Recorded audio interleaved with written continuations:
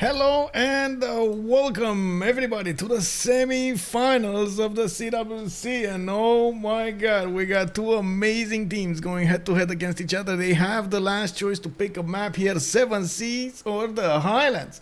Both of them are gonna be quite strong tonight, and we're gonna need to see if what is it gonna be, simming or simming, you know, that's the choice, and it looks like it's gonna be simming. Who would have known? We got the Seven Seas chosen by them. Of course, multiple times we've seen change of circumstance actually do very well with the naval powers. I would assume they're gonna do this time again.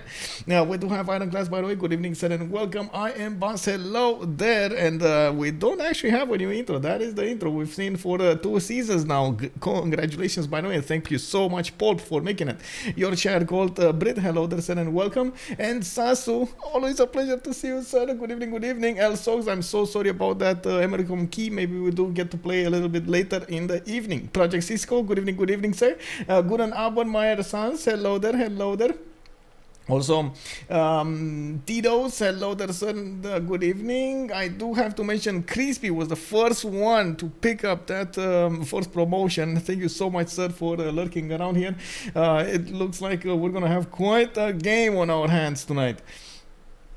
We do start to see them in the active ban phase here, with Mali being picked up first. Looks like we do have also Spain coming up second over here with 4 more choices to go. We're gonna need to see how this is gonna slowly develop here. Looks like on the 7 Seas, of course, we do have quite a few choices for the players, and I can't really say they are gonna favor the naval civilizations over everything else. We've seen how even land civilizations can do quite well here. Ben has started to favor quite a bit playing Kublai China, and on the other side, that's actually one thing that we do need to talk about. Who is on each roster here? We do have Ulhas with Bartsake, with JR and Titiits coming up tonight for Freritos de la Vega. On the other side, we do have Jska, a surprise show up here with Khornie, Ben, and Noob64. I haven't seen Jska actually throughout the season. She has been showing up in the chat here, but I haven't seen her play in quite some time, and definitely looking forward to seeing what she is gonna do tonight. We do need to see also in the active ban phase. Okay, so they took out Mali first. That's the first one to go. It looks like no extra gold for them. Then we do have Spain coming up second. It looks like Kublai China, and then Maori is gonna come up here in the 4th choice. Definitely look 2 more choices to go over here, and I do believe we're gonna need to see them choosing them faster rather than later. They do have 20 more seconds to go until the timer cuts off, and looking at the moment, they have okay, there we go. They are prioritizing quite a bit those coastal civilizations, with Norway being the next one on the chopping block. I would say we might see also Portugal being taken out in the first ring over here. We've seen Portugal do successfully well on other maps, so on other I would say games on the 7 Seas, so I wouldn't be surprised if we're gonna see it picked here tonight as well. Also, New China's banned. All of the new leaders are actually banned. The players did not want to handle that negativity, and yeah, it is what it is. Good evening, Flying Toilet. Are you ready for your game tonight? Oh man, that's gonna be quite a game over there. Japan also, it looks like it's gonna be the 6th one, and yes, they did let Portugal in the game. As you can see, they also let Victoria, which was one of Noob64's favorites in the previous games. Ulhas is gonna immediately pick Dido over here, and Noob64 is going to be the 2nd one to actually go for a choice. Also, give me a second here. Who are the other players? Which ones? Oh, there we go. Zhao the 3rd being picked up immediately. Noob64 did notice. It is left open here. Linda, hello there, ma'am, and good evening. Harley the Spider, good evening, sir, and welcome. Did you get everything you wanted for Christmas? I don't know if I had that many wishes for Christmas. I gotta say, I didn't have that many wishes for Christmas. But I did get a few amazing things, yes. COC equals a zone of control. It is actually a combination between ZOC, with zone of control, and TBD. Whoa! Harley the Spider, my man! 48 tier 1 subs? Oh my god, man. Thank you so much, man. Thank you so much. Whoa. Merci. Thank you so much, man. Oh my god. Thank you. Wow. Just wow. Dumbstruck over here. Thank you, man. Coming back to this, because I'm starting to run out of words over there. It looks like Victoria got picked up second over here by Ben. We do have Basil the second coming up as the second option for Phoenicia, oh my god, I'm losing my words here. For Freritos de la Vega, alongside Dido. Basil the second has actually been played quite a bit against COC, and they managed to actually keep him in check. So I wouldn't be surprised if they do manage to do it this time around also. But I gotta point out, of course, it was a fish that managed to keep Basil the second in check, so it will be quite a challenge over there to see if every other member, of course, of COC can actually do it. Bill Dozer, thank you so much for the follow, sir, and welcome. If Dromos can get to opposing players, yeah, that is gonna be quite a problem. He's defendable over land. You say that, but yeah. I mean, you know how it is. Sometimes it's not that defendable. But fish is always the biggest, and of course we do trust the fish. Also, Sosa, thank you so much for for joining, sir. Good evening. Trojan Man 25, hello, how are you doing? Good evening, sir. Sivki, good evening. More defendable over land indeed. Yes and no, I guess. I don't know if I can actually make that statement. I guess there are definitely counters to Basil the second, but I wouldn't say it's more on one side or the other. We do have Zulu taken down. Looks like Russia also got the axe over here, and then Maya as the ninth choice. We do need to see what will happen over here in the next part with one last remaining choice for the ban phase. There still are very good civilizations right for the picking over here, and the players, some of them do have, of course, preferences. I'm actually quite curious how they will go about this. We've seen it actually, for example, Rome is still up for the pickings, and in most of the time it got picked. We're waiting to see if we're gonna see something like how to say, we're gonna see something like Australia in the game, or we're gonna see something like Canada. There is still okay Mapuche, and looks like they don't want to handle Mapuche. Interesting choice, actually. I'm not so convinced that the players do like Mapuche anymore, even if it does get some bans. When it's not banned, it doesn't get that many picks. So also Pompilide, good. Bienvenue, monsieur. Comment ça va? Also, Ulhas is the host indeed. Who is Flying Toilet is asking us who is hosting. Yes, Ulhas is the host. We do have the majority of the players actually from Europe, so I wouldn't think that's actually gonna be a problem for them. Give me a second over here to see something. I do want to take a quick peek on what's going on here. It looks like I got a message. Oh, hello there. Hello, sir. I got a message on YouTube, so I, quickly going there. Lithoxa, hello there. Ale, Pompon. Yeah, hello. Good evening, sir. How are you doing? Bonsoir. Khornie is gonna go for Ambiotics. We do have JR La Menace on Rome. Looks like Titiits is gonna be the one with the Pound Maker, and Jska is gonna go for Batriu. I would actually think Jska is gonna go for either Joe the Third or Victoria. She really likes the naval powers more than she likes land civilizations, so I would assume that's actually where she's gonna go. Hey, we got another 5 drop gifter subs. Oh my god, guys, you're making me actually increase the goal points. Oh my god, thank you, Armada, thank you. So let me actually take a look over here. I think I need to change this, right? Give me a second. Oh man. You guys are amazing, guys. You guys are amazing. Let me see. Start new goal. It is. Let me see. I think I'm gonna go for. Let's go for 275. Let's go for 300. Let's go for 300. Okay, there we go. Let's go for 300. Trojan man, thank you so much. By the way, thank you so much for the 25 gifted sub. For the 5 gifted subs. Much appreciated, sir. Much appreciated. Thank you. I do want to double check if I do have milliseconds to everybody. I think we actually have quite a few streamers over here. I do have to mention Jska is streaming for the French community over there, and I do have to quickly double check this, by the way. Give me a second so I can click on link so to get back into lobby. There we go. With much love, Jska, by the way, big streamer over there. Big shout out to the man himself. I do hope you guys actually did take a look at the website and also got your information from there. And we're gonna need to see how this is gonna evolve here.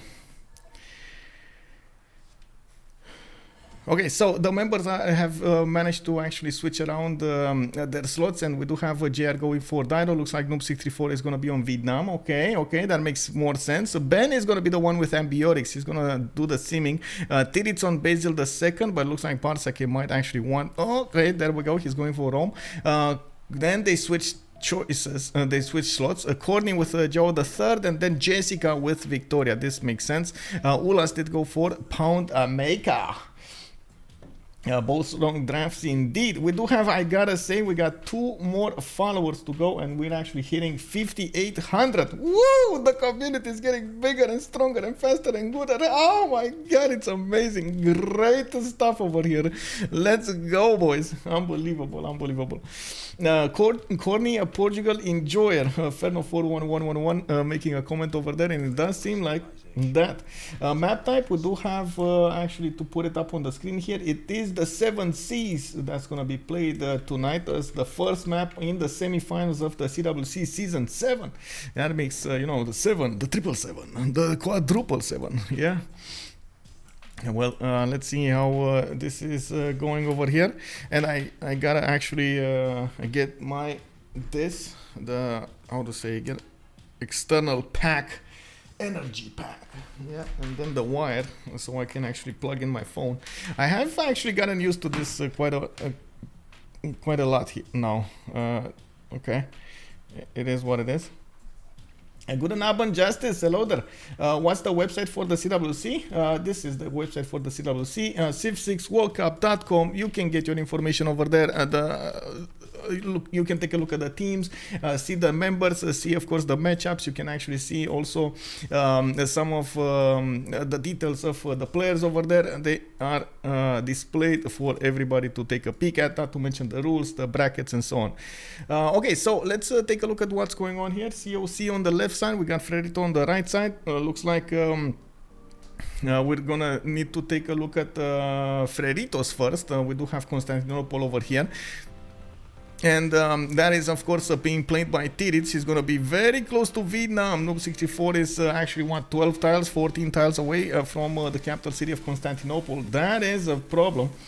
We got a prediction app. Oh, how many remaps? Thank you so much, by the way, Cisco. Thank you so much for this. Most important question, can Portugal trade? That is indeed important. I don't see it. I don't know what it is. I don't know honestly what it is. But anyway, Constantinople does look like he's gonna have a decent amount of land to go for, fresh water from a few lakes and rivers, and I do see him probably needing to expand towards Vietnam. They both actually have strong units when it comes to the medieval / Renaissance era, so we're probably gonna see those go head to head against each other. I can't really say it's gonna be easy for Vietnam to defend against him, but it's not gonna be that hard either. We're gonna need to check out if they want to keep this map, and of course if Noob64 does want to take up the challenge, and even if he sees Byzantium next to him, right, because that's one of the challenges. Does he actually see Byzantium? In the south, it looks like we got Yosemite. In the north, we got open land over open land. I see also Rome on the other side of the map. Let's actually go like this. Bartsake is gonna be to the north of England, and he's gonna have 2-1 base with quite a few coastal tiles that he's actually not gonna share the seas with anybody, so he can keep on simming here. Looks like he's gonna get some fresh water from this river to the west side, but I gotta point out he doesn't have that many mountains, so his science might actually suffer a little bit. He's gonna need to do some shenanigans, coupling those districts together for extra adjacency, and of course gonna get bigger, stronger. FKDN, hello there, sir. Hello. Vietnam doesn't give a wild. Well, yeah, I guess he doesn't care about Basil over there. We'll see if he cares or not. You don't like the cat scouts? Wow. Okay. Also, good evening, Lu Kang. Hello there, sir. Kill Wiz. Hello, sir. Hello. Looking at next, we do have Cree to take a look at. Let me actually take a peek on the map to see where he is. Where did he spawn? I don't see him. Where did he spawn? Is he on a one-tile island or something? Did he get desert? No, he didn't get. Oh, okay, there we go. Actually, Cree with a decent spawn. No, he's not that decent. Well, at least he's gonna have 4 of these bonuses in the capital with 2 cattle, 1 horse, and 1 possible deer tile that he could improve. That's gonna be nice. TDAT, thank you so much for the follow over there. Do we have a Titiits fan over here? Is that where the name comes from? Thank you so much, sir. And of course, welcome. What is Portugal? That is a very good question. I don't know what Portugal is at the moment. We need to see him pop on the map here. Oh, there we go. This is where Portugal is. This is Portugal. Lisbon is over here on this own little seas of him, and it doesn't look like. Never mind. Vietnam can actually put a city there and trade with Portugal. B3 probably. 1, 2. Yeah, it's gonna be a B3. No, Ben is also on the east side, so it looks like they can trade over here as well. Yeah, not bad. This is actually quite good for Portugal on the 7 seas. It's not that big of a sea, but definitely can be worked. Yeah, it's all right. It's all right. Let me take a look also on Dido. I do want to quickly double check this. Dido JR on his little tiny peninsula over here. Looks like he's gonna have quite a bit of a challenge to actually get all of these settles going. I gotta say, I mean, sure, it's Dido, you know, like Dido, like yeah, it looks like FKDN is also getting a feeling, you know, like a little bit of a cold chill running down the spine over there. It feels like JR is gonna have second thoughts of actually playing this. Oh man, not ideal, bro, not ideal. This actually sets a new tone to not ideal. Yes, I mean, it's Dido, you know, you get a lot of cities to want to expand with, you get extra production towards settlers and so on and so forth. This is, oh man, not really the best choice that you can make, I'm pretty sure. JR over here will need to figure out where is he actually gonna put his settles in. I think he actually went monument first. I don't see a builder, and I don't see how to say. Oh, did he pop a hut? Oh, he grew so fast, man. Anyway, I guess he's working the 2-2s, and it looks like he's getting a settler out in 5. We're probably gonna see it afterwards if he actually went for a monument or not. I think he's just waiting for turn 8, and that's it. He's also on the same seas as England. He doesn't know that yet, by the way, and he's gonna need to fight England over here. On the seas. He does have a one-tile choke to go through or defend against, we'll see. And also in the north, he can set up coastal trade routes with Cree. This is not bad. This is not bad. This is a perk actually for himself. And I don't think they actually know about Portugal's double trading partners there. England just got a builder, and I do have to quickly go through the Ambiotic settle, and I do want to see also Portuguese settle a little bit more to see how they fare. So Atuca actually has quite a few stone tiles to use. I see some iron tiles sprinkled around. That's gonna be nice. +6 Oppidum in the north. Very nice, very nice. +4s all around. So all in all, I think actually Freritos de la Vega has this. Like, they want to play this, right? Except, well, Basil next to Vietnam, which they won't get this information in time. Every other spawn, it's quite okay. it is going to be a bit of a challenge for England to fight Dido on the same seas, but I'm sure England, if any civilization is going to handle Dido, it is going to be England. I'm also sure that Jska is out there to fight a little bit. You know, she has been standing on the sidelines for some time now. Now she actually comes out and she definitely wants to fight somebody. Well, so we'll see how this is going to fare. We do have the settlers coming out here, and we do have a few more seconds until the timer will be paused, and we're gonna have that remap started. I would be so surprised if this map isn't nuked out of orbit. Wow, that image over there! I can even see somebody like an astronaut in orbit somewhere with like a big bazooka, and it's gonna be like, I see map, bro, I see map. Whoa! Yeah, there we go. We got yeah, BBS loves some BBS love in the chat over here. Smiley faces, and hearts. Yeah, popping out of everybody here. Yeah, and it looks like it's gonna be a remap. First one to go. This is Freritos de la Vega choosing to go for the remap. We do need to check out how everybody else is gonna fare here. I do wanna double check something. Give me a second.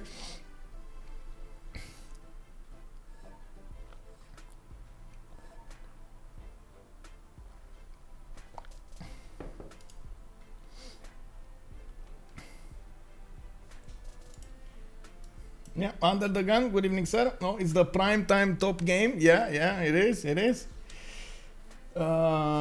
Color coordinated today. Sandorius, good evening, sir. What JR is comparing the fish god spawn? Yeah, I know, right? Like, what is this problem? There is no problem here.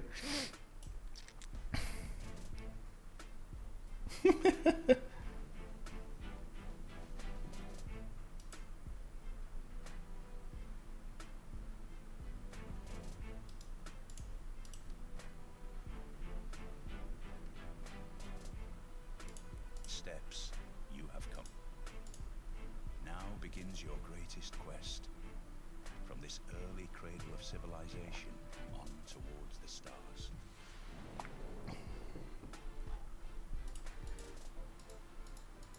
Okay, so let's see how this is developing over here, and it looks like the new map is around, and we do get to see it in all its splendor. The t-shirt and the hat, tell me about. Oh, that's what you mean. Okay, I see it. Yellow go together. Okay, that's a big C for this. I honestly just picked up a shirt that I liked and went with it. Also, Under the Gun calling out the exciting stuff. Indeed, we do need to check out the spawns in order here. And the first, I think we're actually gonna take a look at Jska. Yeah, this time let's take it from the left to the right, go through CoC and then go through everybody else. Where is Jska? Let's find out where. Actually, this time Titiits is coastal. It is gonna be Portugal fighting Titiits over there, not really ideal. Let me bounce in and see where is this? No, this is Bartsake. This is also Phoenicia. They're gonna get to fight each other, duke it out. Oh, London is to the south over here. Jska, not looking like ideal land. Okay, she does have a one-tile choke to go through the other seas, and that's exactly where she's gonna find the Rome and Phoenicia living and getting that economic zone going. Jska is gonna have quite a few cities to go to the northeast and to the northwest. Looks like we do need to have over here her actually expanding to the south. Unfortunately, I don't think it's gonna be that easy for her to go towards Phoenicia, and this is something that she might actually not even get as an information. I find it extremely doubtful they're gonna actually send those scouts towards each other, and I do need to see, we're gonna need to come back to turn 8 to see if they have vision. Otherwise, London is going to need to settle a few cities over here in the south, get shipbuilding, settle a little bit this peninsula on the west side, and it is going to be extremely hard for her to go in a 1 versus 2 against Phoenicia and of course Rome. On the northeast, there's going to be also Noob 64 that actually might pressure Phoenicia over here on land. This is a good thing. She actually found an ally to work with, and this is going to allow COC to actually do some damage over here. I do believe still Phoenicia is quite well versed into defending himself nicely, even against nations like Vietnam or stronger civilizations. Phoenicia does have a lot of advantages from settling and getting that production going. We do have Vietnam with Noob with a choice to actually go for a marble tile. I think he's actually just moving across. Did he just move across? Yeah, he did move across. And it does seem like he's gonna have a wait, is he gonna, yeah, there we go. Okay, I was thinking, I think that's just for vision, right? He moved from the 2-1, he went on the hill, wanted to get some vision, and then moved on the on that one. Hello there, Monkey Wazaro. Good evening, sir. Good evening, Kathy Anthony. Hello there. It's about the same as where I live, currently in the winter, so it's fine. Hello, sir. Also, is Portugal connected to some teammate? Portugal... No. Portugal, no, actually no. He's gonna need to fight Constantinople, and nobody's there to help him out. Nobody. Like, wow, nobody. Khornie over here is gonna have a hard time defending, even if he does have some nice settles over here to the south, to the southeast. Definitely not bad land to choose from. We got Ivory Tiles, we got Galapagos Islands, we got quite a few reefs for him to get those campuses going. Unfortunately, this is gonna pose a lot of challenges. Having Byzantium to the west side here in Drummond range, it's not gonna be good for the health of Portugal. I do have, of course, still a remap token available for COC. I believe after they're going to see the response over here, they do have to make a big decision. And yes, the players might not see each other at all during this. And I'm pretty sure even so, even if they do see each other, if they declare war, they're not going to get to see, for example, Byzantium across the seas from Lisbon. There's nobody here that could actually get to Byzantium, to Constantinople, and of course discover this influence and have the vision over it. With the CV now, we do need to see where Aduatuca is. Aduatuca is quite far away from everybody in the game, but this time he doesn't have those awesome +6, +4 Oppidums everywhere. He does have this how to say this cotton tile, and I do see he's gonna have quite a few other 2-2s. We do have him with the stone tile to the northeast. That's gonna be only 2 extra points of adjacency. Not really that big, I gotta say. Like, the more I watch this, the more I feel like saying this is like eating lemon, you know, like that face, you know, that face when it hits you, when the taste buds just get destroyed, rifled. Oh my god, man. Anyway, let's actually come back to Freritos de la Vega. We've seen where Basil lives, we've seen where Phoenicia lives. Let's take a look at the Pound Maker. Does he have what he needs? Yes, 1 and a 2 and a 3 and a 4 and a 5. Oh, I like this. Oh my god, this one is gonna get remapped. Like, really? Okay, well, it is. I'm pretty sure it's gonna get remapped. But anyway, if he's not gonna get remapped, he's gonna get 5 extra gold and 5 extra points of food for each of those trade routes that are being sent to Miki Sivwachik. We do need to see how he is gonna plan out that Magnus internal something shenanigans, and we do need to see if he's gonna go for the later on simming. I'm pretty sure commercials first is gonna be on the way to go here for Ulhas, and yeah, there we go. He thinks the same. Pottery first into commercials. Now we do have also to talk about Rome. Rome was on the seas, right? We do have Rome on the seas. Yeah, we do have Bartsake over here already putting out a builder and getting the fish to the southeast. This is well, this is gonna give him a lot of tempo boost over here from that extra food and the production he's gonna get. He's gonna get some gold also, extra 3 gold a turn from the whales and the fish. And I do see he has quite a few tiles. He did give up on the fresh water though, even if he is getting some extra housing from those 2 fish tiles. Turn 8. Can we have, wow, yeah, some pause over here. There we go. The expansions of Cree look bad. Yes, I can't really say that those are good expansions, but you know, you can make them work. It's expensive, yes. You can make them work. I guess that's that's the downside of having a good capital. Everything else is going to be bad. You can't have everything. Well, not always, but sometimes, man. Sometimes you can actually have everything, and then the players are like, "Oh, look at my tempo! Yes, turn 60, I get to spaceports. Yes, I'm gonna pin them. Turn 1, look at me. I'm gonna pin my spaceport. Turn 60, I'm gonna build it. Yes, yes, yes. Yeah. Anyway, Portugal trade, that is something that definitely they need to look at and take into consideration. Oh. Oh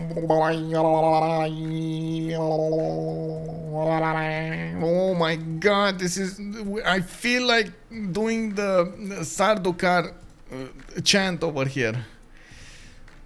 Oh my god, no remap. They actually went for, man, they actually went for this.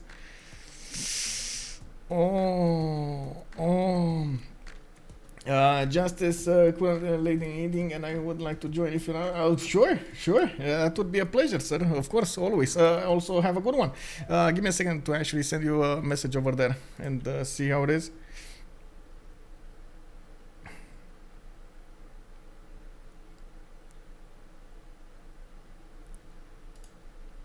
Give me a second.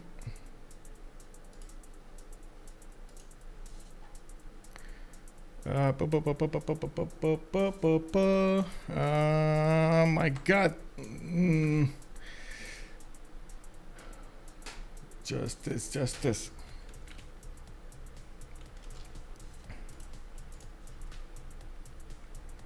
Oh, this is not the good justice. What is this? Okay, there we go.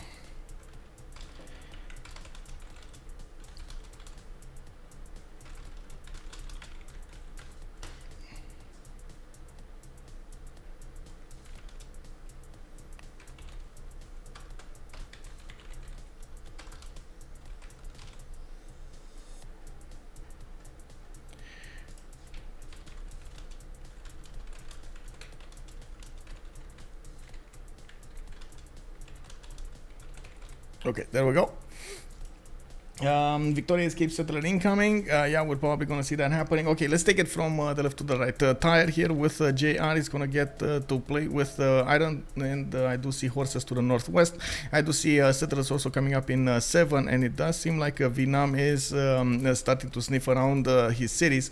The first city of Phoenicia is gonna go to the south here, and I do see another settler coming up in 6.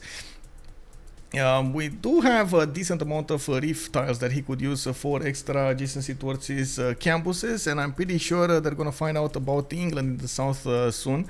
It looks like also England is going to put a city right in the face over there of Phoenicia, and by the looks of it, Vietnam is also expanding towards the north. Interesting choice, of course. Might be going for the honey tiles for the extra food.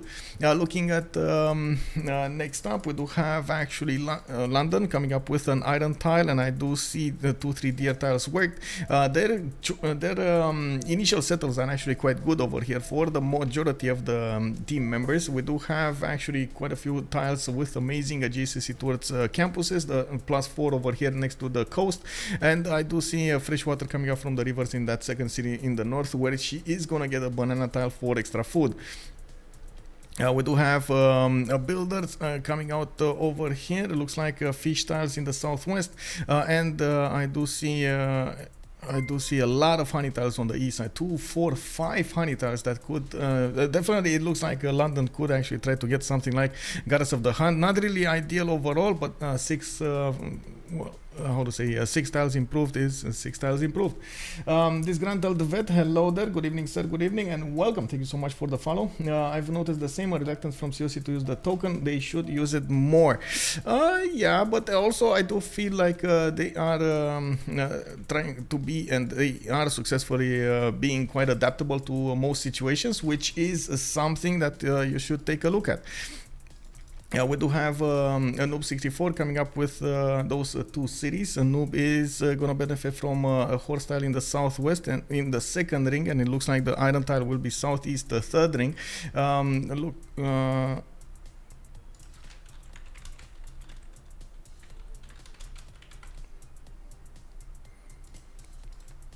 We do have settlers coming up from Thanglong and in 4 turns. I am actually expecting him to go to the west side here, and of course that city on the cattle tile might be his next expand. We could see him go for the honey tile, and it will give him an extra point of food. And of course he does have a lot of mountains on the east side that he could go for, but I'm pretty sure they want to keep Phoenicia as much as possible contained. To his east, behind the 1 tile choke, he does see Titiits with Byzantium, and now they know God of the Sea has been acquired here by Byzantium as a pantheon, and I'm pretty sure that Khornie has been made aware that he's going to need to do something about this. Byzantium does have those dromos, the replacement quadrims, which are going to be extremely strong to take out and to handle. This is going to be a problem. We do have Byzantium actually with quite a few cities to go for, and I did really like these sugar tiles over here to the north that he could settle. Very nice 2-2s around them. Has horses to actually develop in the capital, and of course an iron tile. I would not actually see Byzantium go that much for land units, but if he does need to give those resources to his allies, that's gonna happen. We do need to take a look at Portugal as well. Lisbon with an iron tile to the northeast. Looks like it's that's gonna get improved at some point. We do have ivory tiles also for him to go for, 2 of them, so he can actually trade one of his amenities away. That's exactly what he's doing. Started up with animal husbandry and not going for sailing first. It looks like in his first 2 settlers he does have 4 of these ivories that he could improve. That's a lot of amenities for his allies over there. Each ally will actually get a piece of these ivory. We do have him, of course, with a decent amount of settlers, but it is still not ideal land for him to fight Byzantium, especially so close. Maybe it was if it was further away at the now timing, maybe, but so close to each other, the Dromos are definitely going to have a lot of pressure on him. Will put a lot of pressure on him. I don't see horses, by the way, in the lands of Portugal close to him. He will need to settle to the east side towards the Galapagos Islands over here, so he can get some more of those going. Let me see. Give me a second.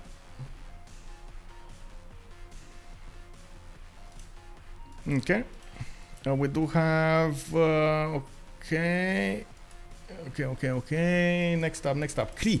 Cree did go for the northeastern settle for the 2-2 base underneath there. It looks like that is a grassland hill. Wait a sec. A stone tile. He actually settled on a stone tile. I was thinking like, whoa, grassland hill, 2-2 base. What is this, bro? We do have him actually improving his tiles here, and might actually even go for a non-fresh to the southwest, or is he gonna go that further away towards the southwest to get there? I'm seeing this settler move to the southwest, and I'm not sure where he's gonna want to put that down. I'm a bit surprised he didn't actually go for something like the rice tile to the southeast, since probably Portugal is gonna be focused on the west side. I'm not that convinced he's actually going to send even one now to go against Ulhas here. We do have Titiits as a pantheon. Ulhas is starting to upgrade his lands, and by the looks of it, the first traders are starting to come out. I do see an iron tile to the east side here. Still needs to be developed, and of course the horse already got improved. Yes, it looks like Ulhas is gonna go for the non-fresh. I gotta point out, of course, Mickey Waps do give you that ability to just settle non-fresh water. You get the housing, you get quite a few times to improve. Maybe if you do get lucky with some pastures or like good plantations, you're gonna get some extra bonuses there. Not really ideal to go granary first. That's not something that I would advocate for. I gotta say that, like, maybe if you get the opportunity to buy it, sure. Everything else, no. Give me a second. Okay, we do have also to take a look at Titiits with Byzantium. Actually, we did see Titiits with Byzantium. Who is here? Here is Gaul, right? Okay, so this is the most, I guess, the biggest question mark that I have. Gaul did choose to be very far away from everybody. Doesn't have the ideal land to actually get his oppidums going, and this is going to be something that we're going to keep on coming back to. If he does manage to keep that production up, if he does manage to keep being competitive with everybody else in the game, and gets his sim going. He did go for God of Craftsmen as a pantheon, and he's getting that extra production from the improved strategic resources, from horses, from how to say, from iron tiles, from coal tiles, and so on and so forth. He did already improve 2 of them. I do think he's getting that war declaration. Actually, somebody just declared war against somebody, and I'm thinking this is the reason we do have Phoenicia settling 3 cities, being forced to settle those 3 cities over there. Oh, I see what it is. Phoenicia trying to snipe a trader over here, and Noob64 actually sent an internal. This is gonna be an issue. Dong Hoi, yes, is getting a scout out, but I don't think that's actually going to matter that much. And of course, Vietnam furiously trying. I'm pretty sure he wanted to buy it from Thang Long so he can actually move it there, but he cannot move it there. You see, it takes a little bit too long over there for that slinger to pass. I'm actually quite curious if he finished already his turn. Noob64 might actually get the opportunity to double move the trader ship, enter now, move 1 tile to the south, then enter again and move another tile to the south with the trader. I'm actually quite curious of what will happen here. Is he moving? No, he already shift entered. Oh no. Yeah, that's a gone trader. Oh, wait. Oh. How did that happen? Bro. What? It moved across the river? How did the trader just get fast pants over the ants in his pants or whatever it's called? Oh my god. I mean, he didn't even shift enter. He actually attacked first with the scout, right? And then entered. Oh man. Surprise Hammurabi and Gaul made it through. Yeah, indeed. So they pick and ban. Babylon is still banned, by the way. Babylon is still banned.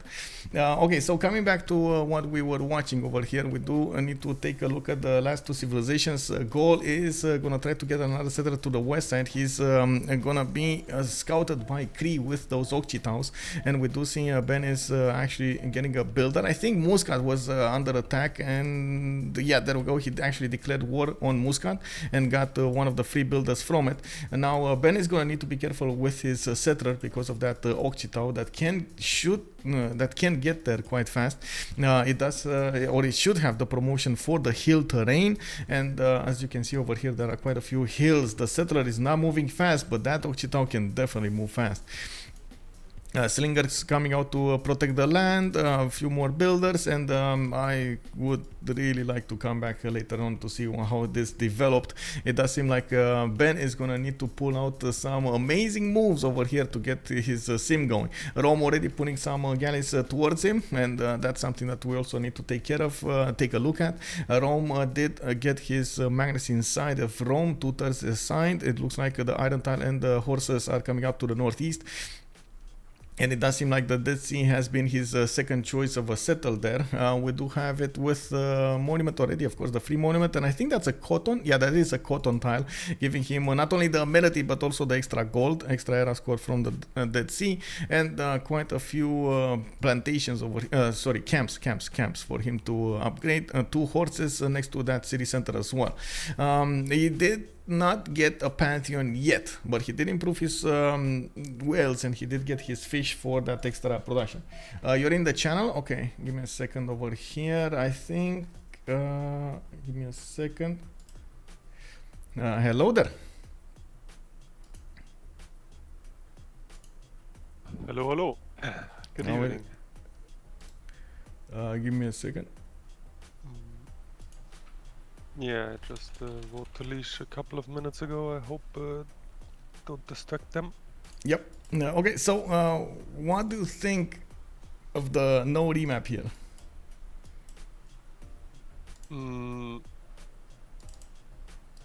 Yeah, well, I mean, as some viewers already pointed out, COC doesn't really like to remap for reasons.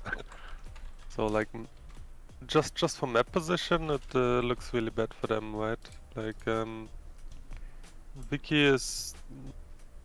I mean, Vicky is okay, I guess, against Dido, but like, I mean, they obviously cannot know that Byzantium is on the coast of Portugal, but then again, just map position-wise, there's like no chance at all from the information that Portugal can trade to anyone. Yeah. So yeah, like, I mean, Vietnam doesn't care, obviously, about position. This By the way, was... regarding the last map, as FKDN pointed out, like if you want to have anyone on the face of Basil, it's definitely Vietnam. So. Oh really yeah, for sure. Don't get me wrong. It was just how to say surprising, and of course I was looking for the action over there. You know how I like to hype a little bit things up over there. It does seem like this time we're gonna have Vietnam go against Phoenicia, and this is gonna go into a 2 versus 1. I'm not convinced Rome is gonna enter the fray until Caravels, and you do see England already put a few boats out. It doesn't look like she's actually gonna be scared to fight off JR, nor do I think Noob is gonna be that passive when it comes to war here. He already started to put out those tons. I do see a few more Pantheons. God of War and Plunder is picked up here. We do have stone circles coming up from Phoenicia, and I do see religious settlements coming up from England. Even if, well, okay, religious settlements, that's okay. That's I can't say I'm seeing that many cities for religious settlements, but I guess she knows. You genuinely don't know that. Like, I would just assume she got, like, I don't know, did she pick it recently or did she get hurt or something? Relatively recently, I don't think it was that far behind. Yeah, I don't know. Like, religious settlement is rarely a really bad pick, to be honest.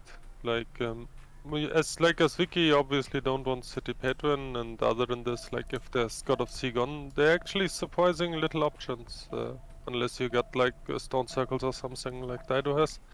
Yep. So yeah, it's pretty generic, and especially if you only go like 6 cities. But even this can usually just scrape off a turn or two of the settlers, so it's usually just worth the pick. Well, expanding faster, getting that production center faster, it's definitely worth it. Just looking at the choices over here, we did see fertility rates coming up on Cree. There was a bit of a lack of food. I'm very surprised about his choice to go so long with this settler to Makva Asik, Sakahikan actually, but he did, and now I do see him getting those traders going. It's going to be much easier for him to trade, and we do have commercials started up from Miksivocik and Pashkov Asik, his second city. Actually, not that far away, if you look at the tiles. A lot of flat tiles there in between. I think it was a plot of 5. Yeah. So it was 1, 2, 3, 4, 5, 6. Actually, yeah. Yeah, 6. That's the hill, yeah. Yep.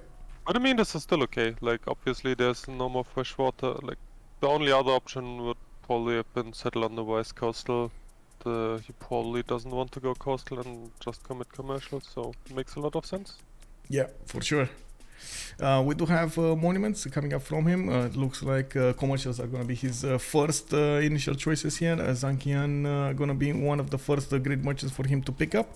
And of course, we do need to see each of the choices coming up before this classical era starts. City Patreon goddess for Rome, of course going for Harbor first. I do believe that's going to be quite a race over here for these admirals. At the moment nobody's making these points, and that means actually England built the boats before the Royal Navy dockyards. Interesting. I thought she actually got those 2 galleys with the Royal Navy dockyard, but that's not what happened. And we do have Bartsake actually figuring out there is a 1-tile choke towards England. Now, I really like, by the way, these cliffs. This is going to be extremely hard to actually settle a city and go around the 1-tile choke for both sides. So I would expect over here them to try to close off that choke point and leave it be for some time until probably frigates or battleships come out. Well, I mean, as Vicky mainly settled the north coast, I don't think this choke will, like, no one will care about this choke, right? Yeah. It's just close combat up there. And yeah, but I wanted to talk a bit about the land between Dido and Vietnam, because this is obviously dreamland for Vietnam to push into. Like, this one, yeah. Yeah, this is, if I ever saw a Voyage and push, this is it. avoid and push through these rainforests and forests. Yeah, it does seem like it. I'm curious if Phoenicia is going to keep on expanding here. It looks like right now he's focusing on his Cothons, and he does have at least 3 cities that he could go for the northwest, not really going in the lands of Vietnam over here on the east side. Northwest to try to get closer to Rome, to couple his economy with Rome might actually be quite a good idea. The beginning, both Rome and him are going for Magnus first, so it does seem like internal trade routes are going to be the way. Is he feeling like he's losing tempo if it doesn't go Magnus internals here? Well, I mean, he also obviously has got some chops, so this may not even be right away Magnus. Also, there's a good chance they haven't scouted in between them yet.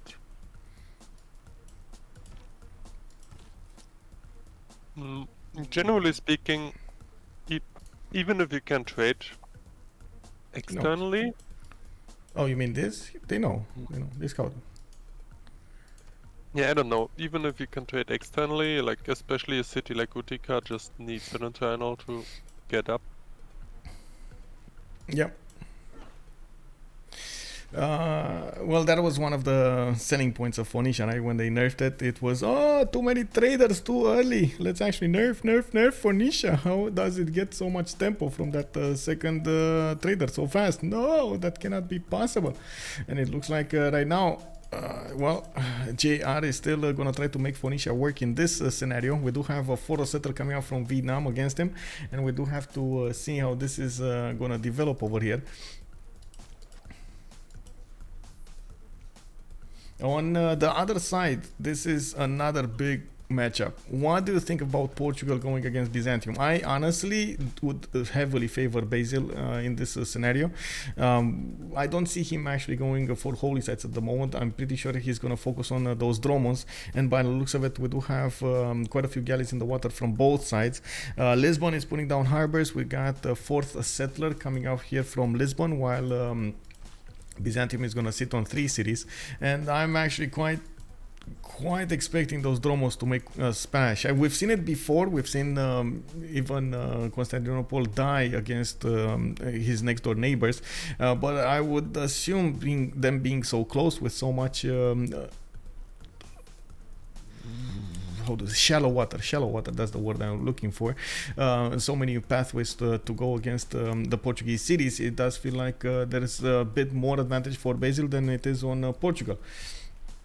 Now, Portugal doesn't have a trading partner, but he does have a city-state to... No, he doesn't even have a city-state to trade to. Wow, okay.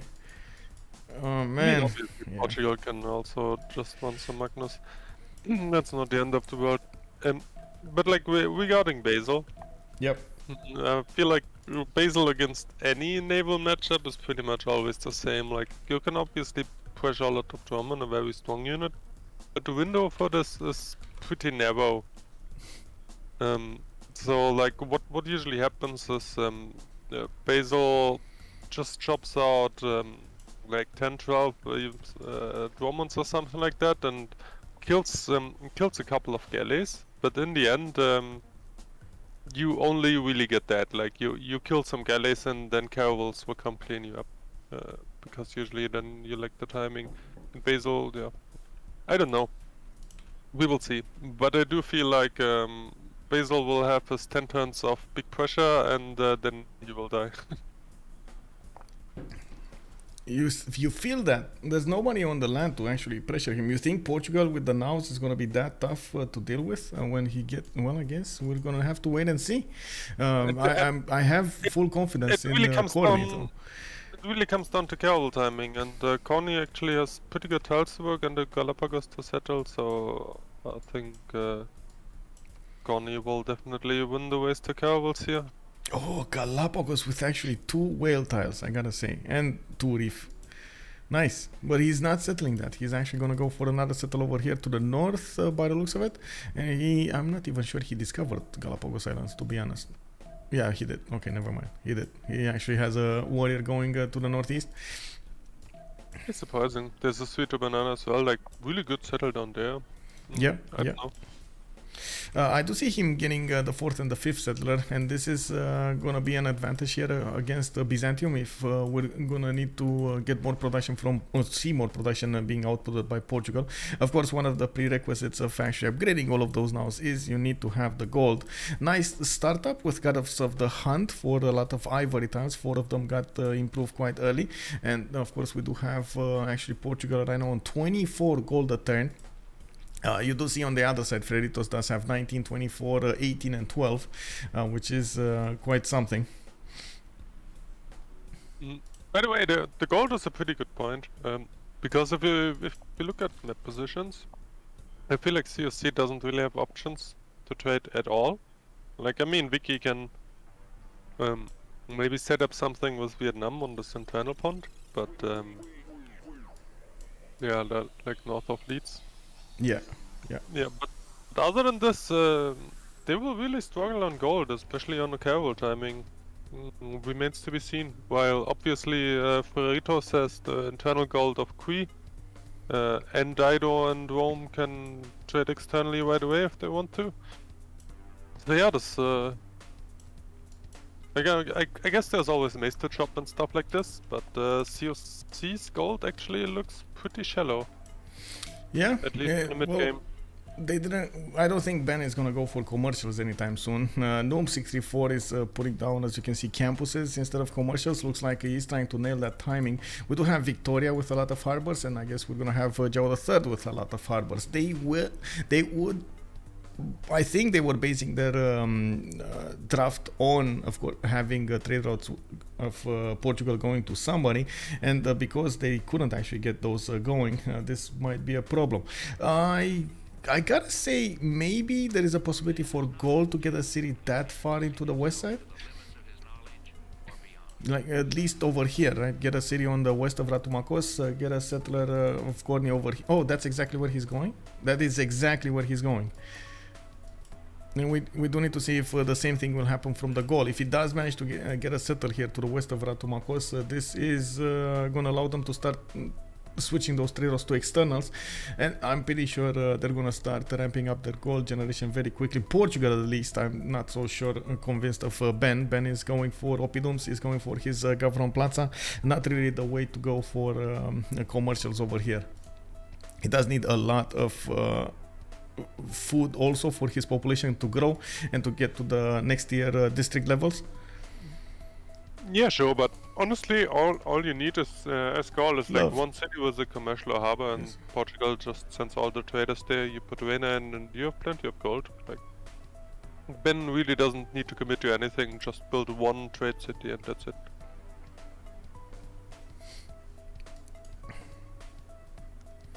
Yeah. I agree. One city will do everything for them over there. Put Reina in, and that's it, right? On this side, there was some chatter over here in the stream chat about the great generals and Vietnam wanting to get all of them. Looks like he's gonna get the first one at least, and we do have right now him on 30.7 out of 30, while we do need to see Cree over here coming up with Zhang Qian and also 3.4 great merchant points a turn, and of course there is quite a competition going on in the great animal scene. Byzantium, Phoenicia, England and Rome are all making points. They will try to go as fast as possible towards those ones that give Renaissance bonuses, and I'm pretty sure even some early fleet is gonna give an advantage, especially for the wars over here fought on the seas between Portugal, Byzantium and England with Phoenicia. Yeah, absolutely. Basically there are 5 guys who want to have admirals, right? So yeah, everybody wants. Yeah. And good old spend all your time clicking on admirals when someone unlocks. Always peak fun play. Well, this is this is gonna be interesting. Yeah, I mean, for those that are not really familiar, like if you have high competition for certain great people, it usually happens as a player. It's like you just sit all turn there and spam click the non-existent recruit button when you expect someone to unlock it.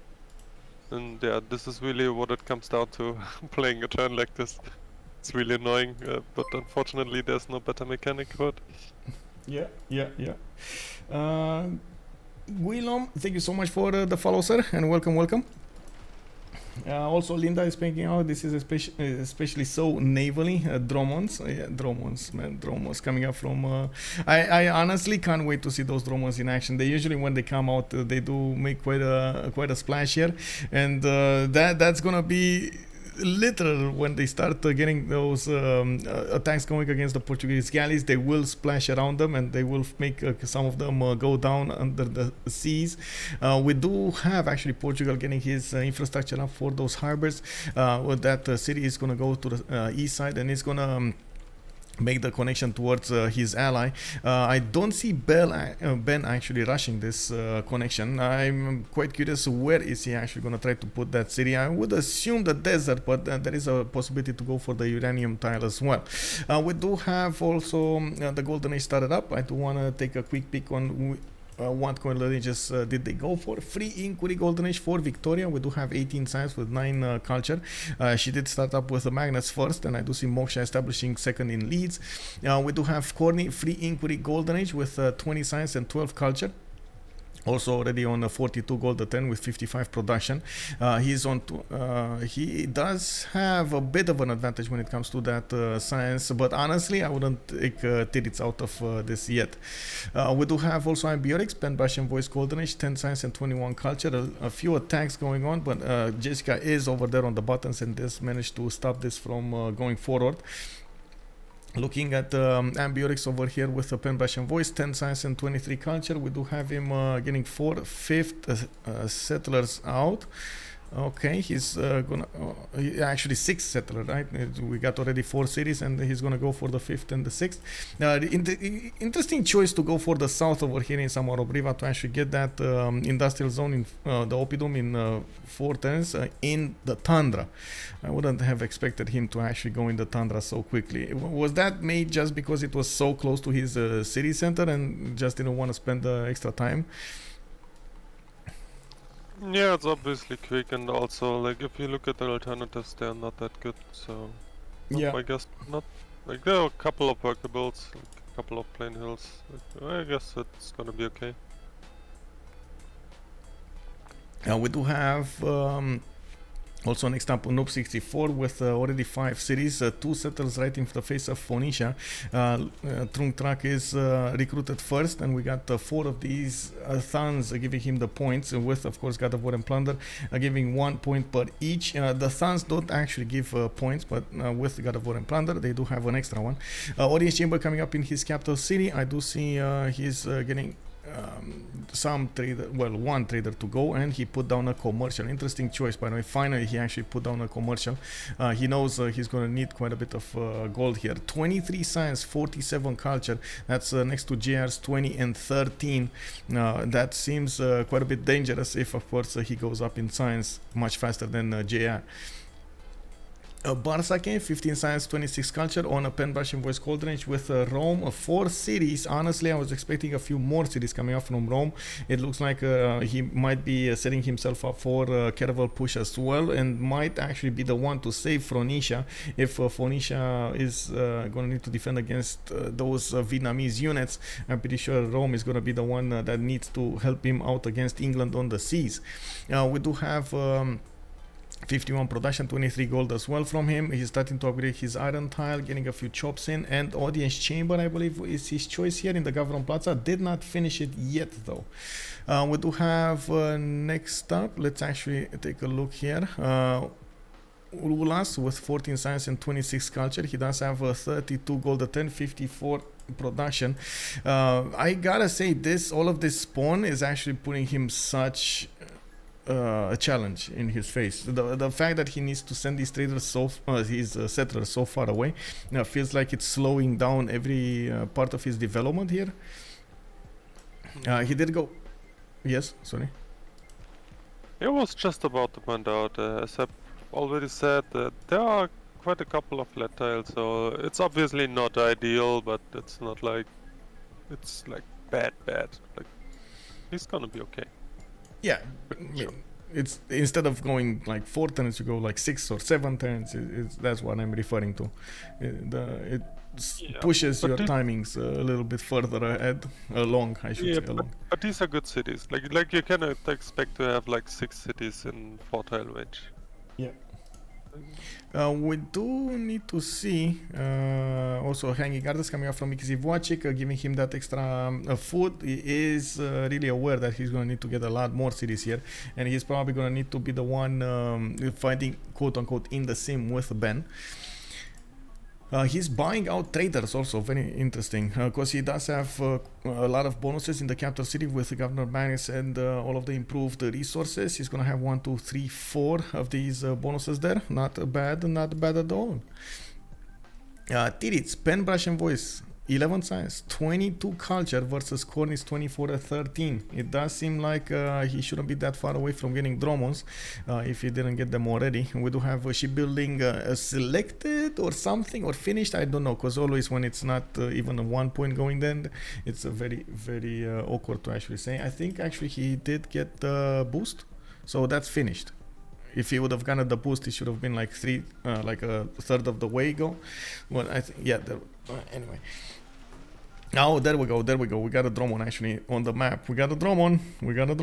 40 strength unit against the Galleys 34. Pen, brush and voice will give him a little bit of culture from his harbors and a little bit of gold from his districts.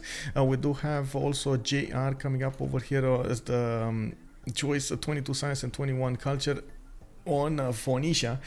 Phoenicia needs to handle the seas and the land at the same time, and now he's gonna go for his second expansion phase. We got settlers and Tyre and Utica are gonna need to go to the northwest, and I do see encampment training projects coming up from Sidon. He's aware that Vietnam is coming against him. We do need to see if Vietnam is going to start up projects here, because honestly it does seem like he's not going to care that much. Does he know about it? He should know about this. Phoenicia just put down that and finished that encampment, so it looks like it's going down quite fast. JR might even try to chop the next encampment. Wait, did it go up 1 turn? Oh my god, it actually went up 1 turn? No, it's fine. A turn didn't go by. Multiple commercials coming up from Noob. I believe they are foreseeing that lack of gold in the mid to late part of the game, and we've seen it multiple times how much the gold does manage to change the game entirely.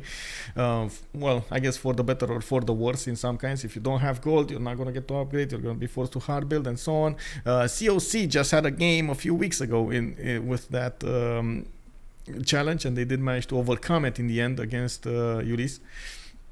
It was quite spectacular, if you remember. Jska actually going 7 cities here. Yeah, it's going wide. Religious settlements galore, getting the lighthouses, getting those traders going, getting more Royal Navy dockyards. Not connecting all of these, by the way. Well, I mean, actually, I guess she's going freeing, so she won't need that many pre-builds because she needs the hot upgrade. I would assume that the call here is kinda, okay, Jska just gonna upgrade like 2 or 3 carols and hold the choke while they put the Western Portugal trying to kill Byzantium. Then this makes sense, but other than this, like, we've already seen this. Like, if you go 7 cities in close naval warfare, that's very dangerous. Yeah. Very dangerous, and one of the reasons that Phoenicia is not going that crazy with cities, even if he does have bonuses also towards building settlers, he's aware that he's going to need to get the science going, get maybe some campuses going, get some pre-builds going to actually get to the caravel timing with everything that he needs. Building settlers, while yes, in the long term will give you advantages, in the mid term or in the short term they do require a lot of production, which might be spent in other areas, like getting units out or other buildings, campuses and so on, like districts. This is something that we see happening here on Byzantium also, right? We do have him starting to push Portugal. Khornie is trying to get those galleys out as soon as possible, even building wonders. Temple of Artemis here coming up from Funchal. Yeah, we do have Khornie on 29 science and 24 culture, but he's not gonna get that quickly to cartography, so he can actually defend against the Dromos properly. So does seem like Titiits is trying to pressure and use that timing now, while Portugal is gonna need to find a solution to counteract this. Do you think just sheer number of units will be the answer to this? Yeah, but first, I think Portugal just recruited Hanno. This was the last classical, right? Can we have a quick look at admirals? It's Rajendra Yeah. first. Oh my god. Yes, Rajendra first. Let the projects happen. Yeah. Let the Okay, projects hit the floor. Let the projects hit the floor. We'll see how this goes. It looks like we do have immediately harbor shipping projects coming up from Antioch. Some last moves coming up from Titiits going against Portuguese galleys. I don't see Portugal actually going for these projects. And I'm pretty sure Rome, there we go. We got harbor shipping projects coming up from him, 2 of them. We do need to see if Jska realizes this. She's actually going to try to chop these. Let's actually see. Is it Rome actually sorry, England only has 6 out of 75 points, and it looks like harbor shipping projects coming up in 2. That's 1 down. Okay, that puts her at 25 out of 75 points, so she would need at least 3 more projects to get there. I gotta say, I'm not convinced that's gonna happen. Harbor shipping project. Even Phoenicia taking away from his need to get the general here. Does he get a general? Oh, he never mind. He actually got a general. It's fine. Okay. Yeah, like actually in this kind of situation where 5 guys actually want to join the mid-game naval war, there are obviously only 4 admirals, right? So Yeah. Rojandra's actually not that big of a deal, because it seems like completely impossible that anyone gets 2 medievals. Yeah. So you're forced to use it as an admiral, not actually activate it and use it as a +3. That's what you're saying. Okay. Yeah. Like you can still pop it later on, like in Renaissance Plus, but like immediately it doesn't really give you an advantage having Rojandra over any other admiral. Yeah. But one guy will not get an admiral, then this is where it gets interesting, right? Because I'm like, very curious who's not gonna get the admiral. There's Portugal, there's Basil, Vicky, Dido, and Rome. Well, they're gonna get the next ones, but that's gonna be so expensive if they open them up really quickly now. Yeah, we'll see. And I would bet all these 4 medieval admirals are gone within the next 2 turns. The next 2 turns. Well, I guess with so many people doing projects, and boom, actually Rome just got it. 86 out of 75. I'm actually very curious if he is gonna pass it. Okay, Byzantium just got another project. No, there we go. He actually took it. General's gone as well. Yeah, Okay, Sun Dido got got it. one. Dido, Vietnam. Who got the last one? Vietnam. So Dido got 1, Vietnam got 2, 3, I think. Yeah, 3. 3 and Vietnam got 1. Sorry, Phoenicia got 1. No, I'm talking about the generals. Like this was Yeah, the crucial generals. for Dido as well, obviously. Yeah. The generals, 3 Vietnam, 1 Phoenicia. Yeah. Okay. Maybe we were talking about the same thing, and I'm sorry, miscommunication. Yeah. It happens. I do see Ulhas actually trying to put cities for Byzantium to trade with, or to him to trade to Byzantium. He's still on 4 cities trying to expand here. I gotta say, compared to, for example, what Gaul did over here, he's quite late to the party. He's going to need quite a few more cities to keep up. And I do see Ben put cities even in awkward spots, but he's trying to make them work as soon as he can. With the engineers, count 4.6. We do have him with Bisheng next for that extra district in the per population. And it does seem like he's going to go for a few more builders. He did manage to get to 40 culture a turn. He should actually have... feudalism? He should be, if he should be really close to feudalism. I see he's pre-building quite a few of these builders, and maybe this is where we're gonna see those +5 started up. Yeah, there we go. He does have feudalism. Yeah, and he's also putting another city to the west side. Braganza actually got settled here by Khornie as a connection city, and so many boats of Khornie come out to fight, and it doesn't look like Byzantium went all in. Is this a mistake? Is this a mistake? Not going all in against Khornie here, the correct timing. Because Titiits still has 4 turns to go mathematics. Khornie is 4 turns to go buttress. Has a lot more science to work with, and I'm pretty sure he has a lot more culture also. 33-28 versus 17-26. This being said, I don't know if it's really the correct timing, because most of the time what it ends up, you have like naval domination for like 8 to 10 turns with the Romans, but you don't really kill units, but rather only give over promotions. So I'm not sure, like as long as Khornie obviously can just swap out all the galleys and heal them up and then just upgrade the caravels, nothing is won, right? So like, I do feel like Romans are more often than not just a bait, so...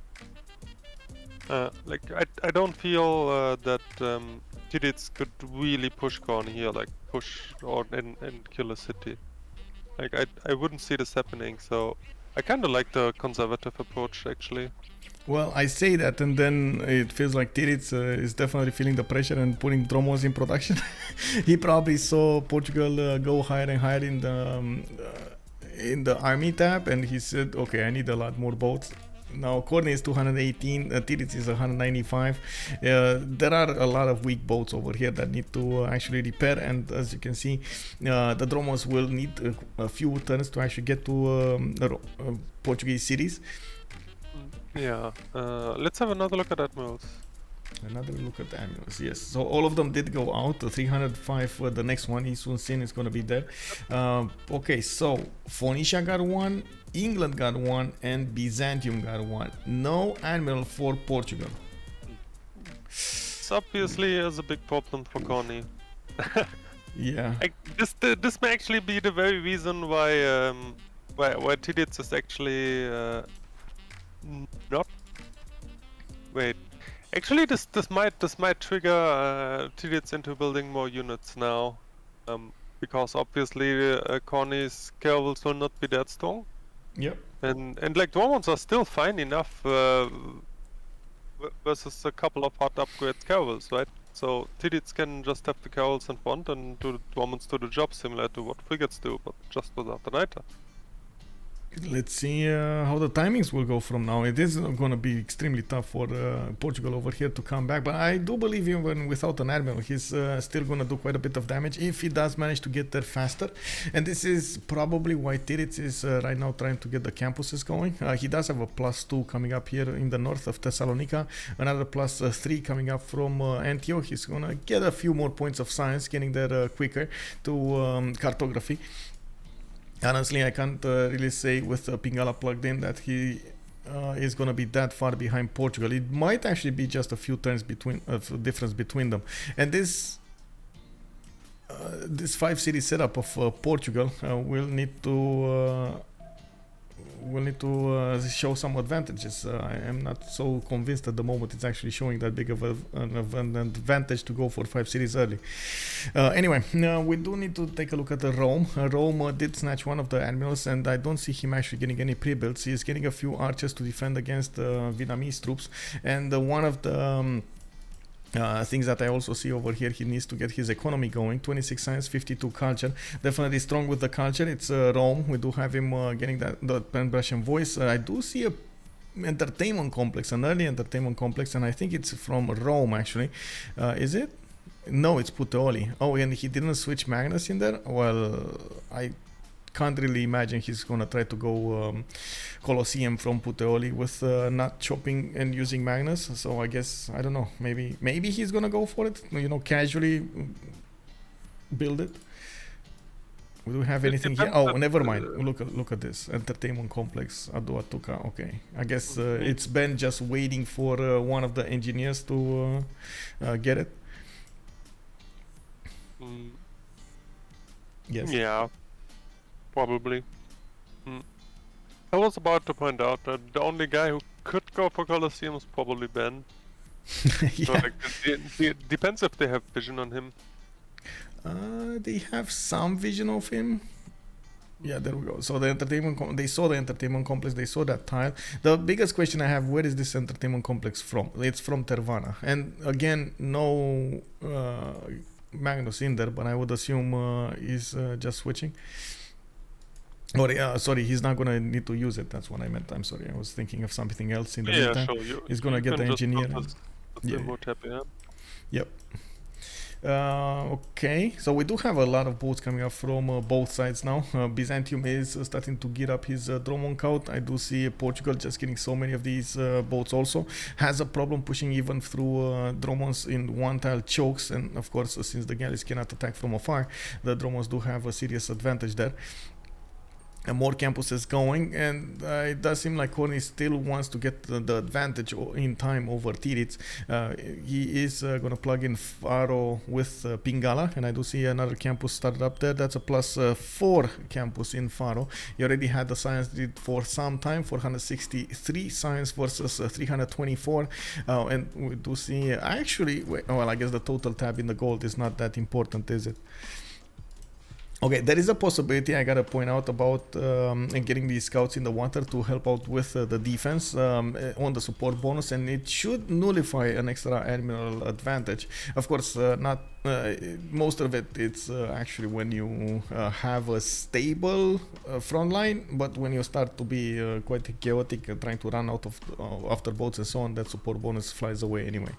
Now, I'm actually waiting to see how this is going to develop to make some other comments over here, but definitely this is something that we're going to need to take a look at in the next probably 20 minutes. It's going to be fast. Like we got Khornie 110 buttress, he's getting 41 science, he's going to grow up to 50 plus, and he has lots of bows to upgrade. The gold is starting to ramp up. Still, it's it's a much better result on Frerito than it is on CoC. Can we have a look at Nuke meanwhile? Because I feel like as Khornie doesn't have an admiral, like the priority to push Dido from two sides rises a lot. Yep, and it does seem like that's exactly what's happening here.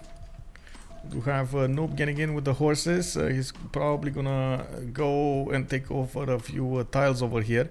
Doesn't look like he's gonna get his Voicians on the front line anytime soon. We do have him 5 tons machinery and a few archers, but he's like you said, he's actually rushing this as fast as he can to put the Phoenicia on the back foot.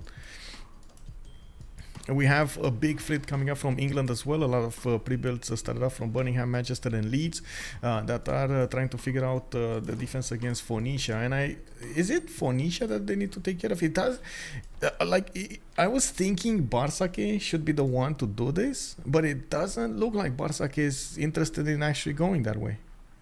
He's barely getting shipbuilding.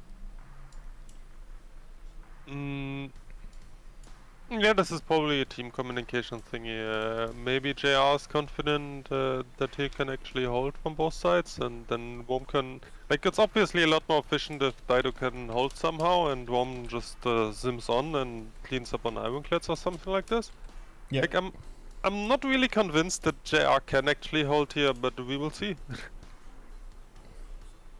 But, like, this is obviously a team communication thing, right? Like, what happens in the comms is usually like Bartsake asks JR, do you need me to help, or what should I do? And if JR just says, no, just keep simming and clean up later, then Bartsake obviously is gonna do this, right? Yeah. But yeah, as being said, remains to be seen if JR can actually hold this. I'm pretty skeptic, to be honest. Like with this land, I don't see how he can ever hold Noob. And like also you can be the best player in the world. Like you cannot go top and middle three for all the units at the same time, right? And like even men at arms are pretty close, obviously, on the top three. Yep. It's still a huge hustle. Like you still cannot get the word chance under control if you live in the rainforest. Like all these sources are obviously just a harass force. Like the real attack starts soon. Yeah, I agree. Noob64 just wanted to put some pressure on Phoenicia to make him spend that production and the gold, and while he's also gonna gather a second wave of units. He's forcing actually quite a few builders to come out of his cities, and that will allow him to get the chops, if he actually is gonna go for the chops here and improve his land faster. Ooh, a forest fire also in Thang Long for some extra production and fertility. Very nice, very nice. I gotta mention, it doesn't seem like he has a lot of pre-builds. Maybe it's just me, but I was expecting a lot more pre-builds. You know, I was expecting those 7 heavy chariots and those, you know, like at least 5 or 6 pre-built Phoenicians. Is this gonna be enough, or is this just to hold him?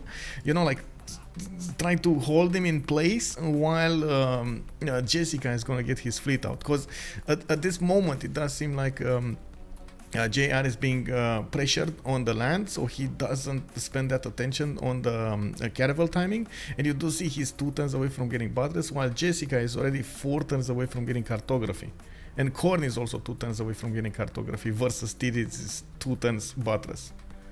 Yeah, exactly, and these cartography timings also answer your questions. Like, Noob obviously needs to hard build most of his stuff here. Yeah. Just because all the gold they have will be used up for Gaul upgrades. Okay. So this is also why Noob has a lot of builders hanging out there. Like he will just chop / hard build what he needs, and not like he will just have no gold for the upgrades. So we will probably see like these 3 archers are pretty much just for the machinery boost, and yeah, the rest will probably be hard built. I gotta point out, Khornie did manage to get to 134 gold a turn. This is massive, by the way. He just started making more gold than the enemy team combined here, and that is all to this setup between Bracanza and Durecorteron. We do see Ben is allowing him to actually get those coastal trade routes. Khornie started up sending them and immediately went up in gold per turn. Sorry. Yes, I'm yes. I'm just laughing about the Vega and Khornie cities as if Ben would ever have a trader to send you. yeah, of course. This is all Portugal, right? This is all Khornie. Ben is 12 gold per turn. He's not gonna get commercials anytime soon. He has 1 trader, man. 1 trader. That's it. Do archers upgrade to Voyagers? Yes. Also, Noob loves his pyramids. He also goes for it. Maybe not the best in this situation. Well, he's still gonna get a free builder and then extra builder charges, so it's still good. I'm actually curious if he's gonna try to chop. Yeah, we got our answer on that. He is gonna try to chop the pyramids and not units. So yeah, what can I say? It is happening. JR did get to fight, by the way, 50 science with his free inquiry golden age. Getting those costons did serve him well, but now he's forced to go for military science. This is a problem. This is a major problem. While Jska is probably gonna get the gold from her teammates to upgrade her boats, Phoenicia might be on the receiving end of all of this pressure, and still we have no reaction from Rome. Rome over here, yes, is trying to settle more cities, is trying to get bigger, probably getting an economy going, but we don't have him putting units out on the map, at least pre-builds. You know, like you need to get a few of those galleys going. Maybe your ally needs some help, and you'd think this is a communication problem. You think Rome does not get to see what's happening in Dido's land, and JR is not saying that, hey buddy, I need some help. Can you like come and give me some love over here with some of your galleys? Let's get them going. No, like obviously these teams are on a much higher level. Like these kind of misunderstandings usually just don't happen. What I just can imagine is like JR saying, I'm gonna use up all the gold anyway for all my upgrades. So like even if Rome had pre-builds, he would not be allowed to upgrade. Okay, they do have a lot. Well, I guess they do have two to upgrade. Right, they have Phoenicia and they have Byzantium to upgrade. And then Byzantium just doesn't have that big of an economy to speak of. He's on 17 gold per turn. While Khornie and Jska do have gold per turn, a decent chunk of it. 61 on Jska, Khornie is 124. Yeah, like but I mean, honestly, if you look really closely at it, maybe JR can actually hold this from the seas, because like even though he's a bit later on the caravels, like Bibeams are still kind of strong. So like it's not like the caval's gonna one-shot the Bibeams, and he actually has pretty good chokes here. So if JR might actually be able to stall this out a bit, and then hold Jska within and upgrade caravels. But it's a really close call. We will see. Yep. FKDN asking us about Portugal, and yes, we do have Khornie coming up with the nows here. One of them did get upgraded. I do have to point something out that we didn't actually point when we were talking about the engagement between them. The nows do get a free promotion, so they do get the emblem promotion, which gives them a +7 against other naval powers, other naval units, which is quite amazing to have, because first of all, you can pop a heal when you need it. Second of all, it does kind of equal out that disadvantage you have of not having an admiral, right? Of course, given your opponent's boats are not going to have the same promotion. Yeah, definitely, and we will also see, like, this is obviously the critical timing now, right? So by the looks, Khornie doesn't really want to go aggressive here, but rather they save up the gold for Jska for a push. Yeah. So yeah, like I think we will. I think Khornie will stay defensive here, and like the main battle will happen in Didoland. I also noticed we do have a holy site here from Byzantium. Byzantium did get the first religion of the game, Zen meditation with a crusade. Combat units will gain the +5 combat strength near units that got converted to that religion. And since he did kill a unit, it looks like Lisbon did get converted. Very, very important. Funchal didn't, and you see immediately Portugal is going to try to get Stonehenge. Well, not really gonna help, but at least it is a Moksha city. It will help out with the defense. With by the way, it's a good time to look at our score, I guess. Let's see. We got 7 more turns. We got 7 more more turns. Yeah. Whoa, this is a really late Well, I don't actually believe anybody's going crazy with that much culture and science. Ben is starting up to have 45 and 73, and we do see Wojciechs are getting hard built here by Noob on 38 and 73. Khornie is 80 science and 37 culture, and it doesn't look like on the other side anybody is booming. It will take a little bit of more time to actually see the wars unfold, and from what I can see, Jska, for example, might go dark 46-48. I don't see. Well, I do see actually her trying to get out of there. With Guerrilla coming up in 6. Khornie 47-55, 8 points away. We got Ben 53-60. He's gonna need 7 points, and I'm pretty sure he's gonna get it. He did also build that nice and juicy Colosseum, and I do see a theater square +3 started up on the east side. Very nice, very nice. Noob 64, 53, 62, 9 points away from getting there, while I do see a Temenaki coming up in the north of Aduatuca.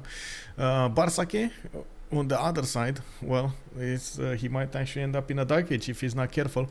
I've seen this actually quite a few times before when players do try to go wider in this era, and they end up putting a bit too much production into those extra settlers, and they totally missed their second golden age. It looks like there are quite a few settlers coming up from him. There are more points acquired every turn. We're gonna need to see if they're gonna be enough for him to actually get the golden. 57 means 11 more points to go. He did get his legion, and I do see a +3 theater square is coming up from Puteoli. He is aware that he's gonna need to get every point in. It's gonna be fine. Like, he has a bath, he has a splendid theater. Like, yeah, I guess. Okay, I see Ulhas 58-61. Ulhas hasn't been somebody that we actually talked about that much. He has been standing over here with Cree, just getting the goal for his teammates with 83 gold per turn. Now putting his Diplo quarter down, and I do see him on 130 production. Very good production acquirement over here, and not to mention, look at that food generation on 175 food a turn. That is awesome. Jska also calling out it's a double-edged sword. On one hand, you protect yourself against Crusade. On the other, if you lose too many units and get converted by Byzantium, you feed taxes. Oh, yeah, yeah. I guess giving a comment about Stonehenge. Yeah. I wouldn't really say Byzantium has the strength to go against the Naus after this point. Next up, Titiits is gonna be over the next golden age. Okay, threshold 6158, and JR is gonna need quite a few more points to get there. 16, if I'm not mistaken. No, 15 to go for the next golden age. And we do have English attacks coming up against Utica. England did manage to get the caravel fleet going, and she might actually try to snap at Utica really quickly. She can actually triple shot that city, and I do see that Byzantium needs to get out of there, or I should say she needs to Phoenicia needs to replace that low HP Byzantium with a new one, because otherwise Utica might actually go down. We do have Jska also with quite a few more caravels. She does have a great admiral to go against her opponent here, and she did upgrade without mercenaries. I believe she does have the alliance. Yeah, they both actually have the alliance. Okay. So what do you think? Is this defendable? JR is 2 turns cartography. He needs to take this 2 more turns. In 2 more turns, he's gonna lose probably 4 more Byzantiums and gonna build another 3. Yeah, like it should be fine. Like all he really needs is like 4 or 5 carols to kind of plug the choke, and then it will be pretty much a stalemate. But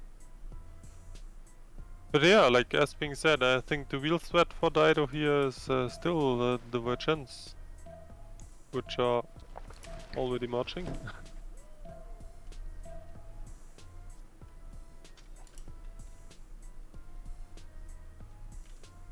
But yeah, other than this, like a naval war should be handleable for JR here. So yeah, you can also see that Jska really tries to first move everything, just expecting the Carol upgrades, so she tries to do as much damage as she can quickly. Yeah. Oh, never mind. That city will go down next turn. The caravel fleet is in. It's in the henhouse. This is gonna be massive, by the way, because if Phoenicia loses this city, all of these Byzantiums cannot get their upgrades in that border anymore. They need to actually go to Ziz. Yeah, I agree. This is actually a really big deal. Like, and also if Utica dies, and I don't see how it could be saved here. Yeah. Like he also loses every control of the choke. So yeah, I kind of think Dido, Dido's really in trouble here. With one turn too late, actually. And there's the first Virgin as well. And as being said, new part building, all the stuff, and yeah. But yeah, Dido might actually roll over to caravels here. I mean, he will obviously upgrade. It really depends on the first moves, right? Like I don't know if he upgrades a full health Byzantium in the city for city strengths. I don't know if the city dies. But we will see. Maybe JR doesn't even try. And that's a very good question. I do think he's gonna upgrade here, but not the one that he has inside. That's the low HP one, right? He might try to upgrade something needed. And of course, just move this out, but it really comes down to the first moves. Like I don't know, just because a very strong computer, so I would assume she's the first mover. Yeah. Actually, I remember, if I remember correctly, she's probably first moving everybody, you know? So, yeah. Maybe not you anymore, but yeah, there we go. First move immediately. didn't give a chance to JR. The walls are coming up in Sidon. JR is going to need to upgrade that. We go Caravel. These Voichians will have more strength of the cities to chew through, but as you can see, his navy is just taken apart over here on the west side. Now we do have a few Caravels being upgraded in Ziz, and I do believe now we actually need to see Bartsake come up with some naval units. That's what I was expecting at the beginning. Bartsake be the savior of JR. We do have also JR with a general, but he doesn't have that many units, and I'm pretty sure even if he does, these Voichians will manage to chew through the defenses of the swordsmen the more they get on the front line. We do see multiple Voichians being recruited here, and oh my god, this land over here is just gonna be awesome. Sorry? Wait, this is the second forest fire, no? I don't know, honestly, but look at the 3-3. Oh man, yeah. This is still burned, so it's gonna be a 4-4. Oh man. When we cover like double forest fire, and also in perfect position. Like usually, when I played Vietnam, a forest fire starts and burns all my districts, and my game is completely ruined. Noob just gets this on all the workable tiles, like just spawn like Noob, man. Spawn like no, yeah, exactly. I do see on this side they don't have that much gold available. They're giving as much as they can to Titiits, and of course we do have the Nows starting to face off the Caravels. They are kind of equal when it comes to their strengths. Everyone 68, one tile chokes, so doesn't seem like through there is going to be any win condition. But we do have Portugal with a lot of nows in Funchal. He is preparing to get the next tier admiral, and this is going to be massive, by the way, because they needed to give the gold to Dido to upgrade Dido and save Dido. Now Portugal did manage to get enough gold to upgrade his units. As you can see, he's actually gonna need 170 points, 172 points to get Isun Sin, which is gonna be an admiral that can give him the extra +5 on his boats, and then he's actually gonna have stronger boats than Byzantium. He needs to also fight Byzantium as much as possible far away from the mainland, so that religion doesn't spread if he starts losing units. Yeah, one thing to point out is, like, once the era changes and the Ironclad guy gets recruited, obviously the others will be a lot less expensive. So, like, I wouldn't be surprised if they all get recruited in one turn again next era. Talking about era, let's have another look. Like, JR's probably going dark, and anyone else is making it, or? JR, let's see, era score. We got 2 more turns to go. Jska 6 points out with Great Lighthouse coming up next, and this is also going to be good for her boats. An extra movement point is going to be very nice. Oh my god, she's actually managing to get the Roman cities. Bartsake caught out a surprise over here, doesn't actually benefit from cartography yet. I did manage to take that. I'm getting distracted. Khornie, 55 out of 55, does need 55, so that's the threshold for the next golden. Ben did get it, Noob did get it, Bartsake 71.68, Ulhas is 69.61, Titiits is 63.58, and JR is 44.47. Also, Scotch Mist, thank you so much for your prime, sir. Thank you, sir. Also, Brody Barhead, hello! Oh my god, I just saw you in the chat. How are you doing, sir? And welcome. She can keep that of cities and gain stats. Is Bartsake AFK or something? I think Bartsake, and correct me if I'm wrong, Justice, but Bartsake did also need to get an economy, and did also need to get his post mid to late game going. I mean, the mid to late game going. So he needed to get big, otherwise he would derail himself into defending against England as well. Yeah, as being said, even though this looks obviously he just looks unprepared, right? But this is how a team game goes. So JR probably told him I can hold, and no, he cannot. So Bartsake looks left out here. But I would. Like, it's at least, like, it's definitely not alone on Bartsake. This is a team game, right? Yeah, and I gotta say, Bartsake is reacting very fast to this. He's getting a lot of galleys out. He did get an admiral, right, at the beginning. Wasn't he the one that got No, it was Byzantium. Who did get Rajendra? Me actually. It was Rome. Rome, right? Yeah. That's what I was remembering as well. So he does have an admiral for these boats. It's a matter of timings over here, and he's 4 turns away from getting cartography. While I gotta say, they probably also thought England is gonna focus on Phoenicia and then move forward. England is doing something out of the box here and going directly for Rome's pre-builds and cities. Yeah, decent play with Jska, yeah. By the way, I think we never really talked about city-states, right? Like who's Auckland, for example, stuff like this. Auckland is on Titiits. Titiits over here does have that extra production.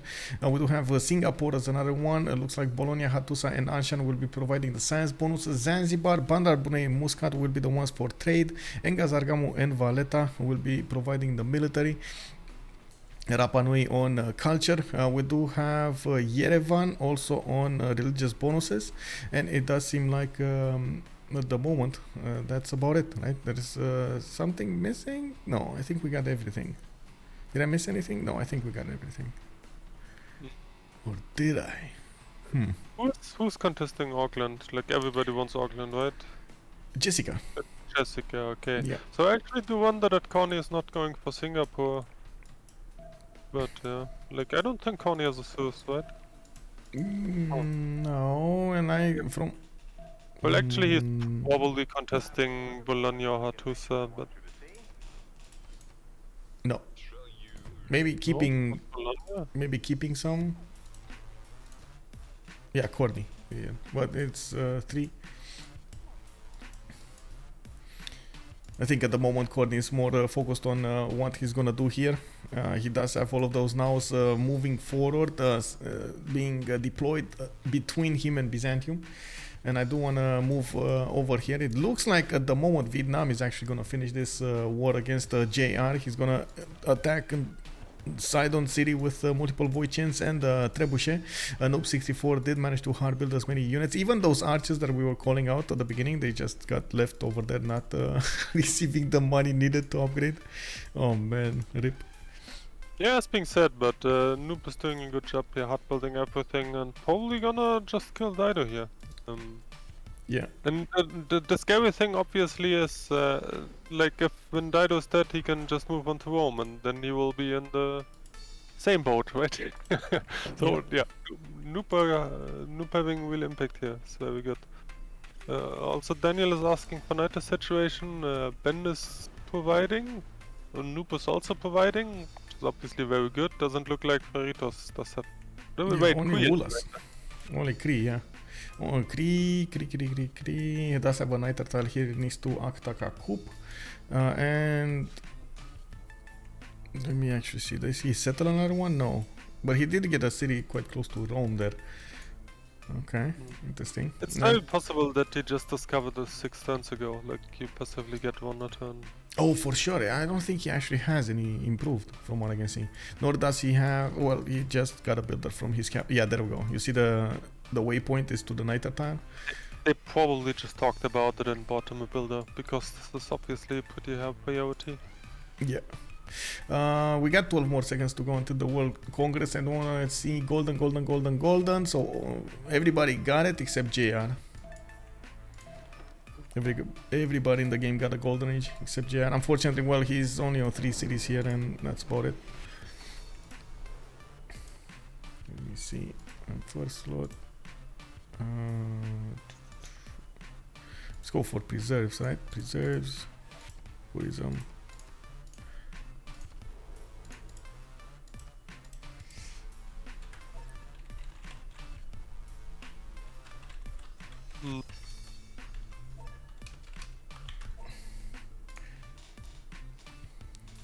So yeah, it actually looks like that Jessica's kinda left after, like obviously after her strong push. Yep. He kinda did what she needed to do, and it looks like she doesn't want to use up any more money. So I would assume there will be actually the pretty big battle brawling between Khornie and Titiits then. I gotta point out, Jessica has 750 gold in the bank. Yeah, but she doesn't use it. Yeah, no. I don't know what they're waiting. Oh, okay. I see quadrims in production. So, okay, frigates are coming out. And on the other side, Khornie will need to hard build everything from now on. He's Oh also. no, you can just give away the niter, and still prevail quadrims. Like this is not a problem. He obviously already has the NAS, and Oh, you're and talking we about see, the frigates. Sure, yes.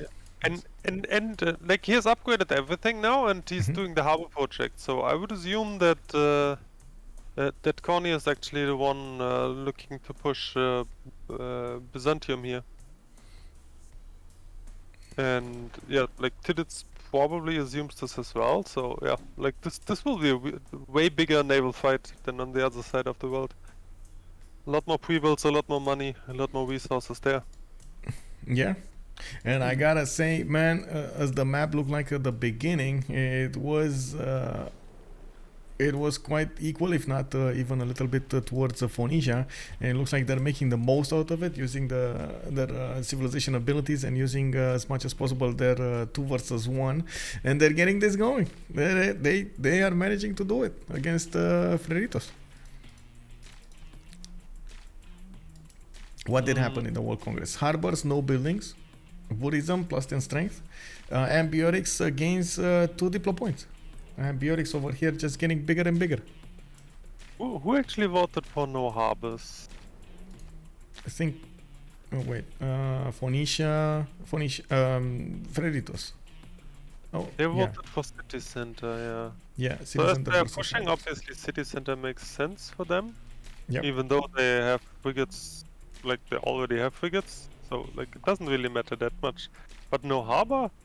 Yeah, I guess it makes sense. Like assuming they just lose Dido and Rome is under pressure, like they don't wanna have any harbors. Yeah. Oh, we do have a question over here. Why do you think we got Portugal putting down encampments and getting a lot of warriors? Is this just so he can actually get a support bonus on his units, and maybe because he's just straight up buying warriors in his cities?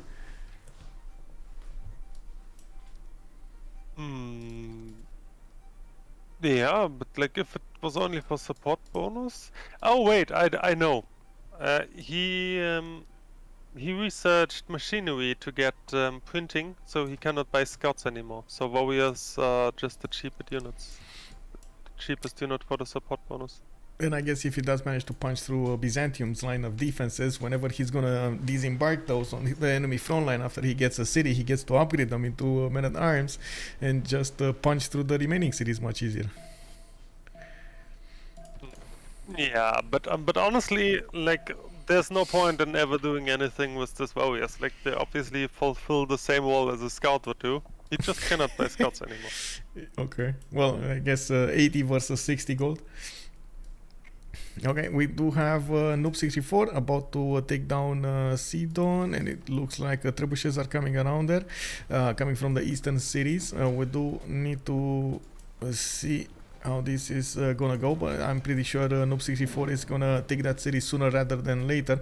Of course, the Voichians are doing so much. They're dealing little damage, but there's so many of them. They are managing to deal enough damage every turn that it will be significant in the long term. We do have also England managing to push through the defenses of Rome here. And while we take a look at what's going on here, I do want to take a peek at their Golden Age options. We got the free inquiry Golden Age from Jska, 80 science, 39 culture. Not bad, actually. She's keeping ahead of Bartsake when it comes to the science. Khornie, 111 science and 41 culture on free inquiry Golden Age this time.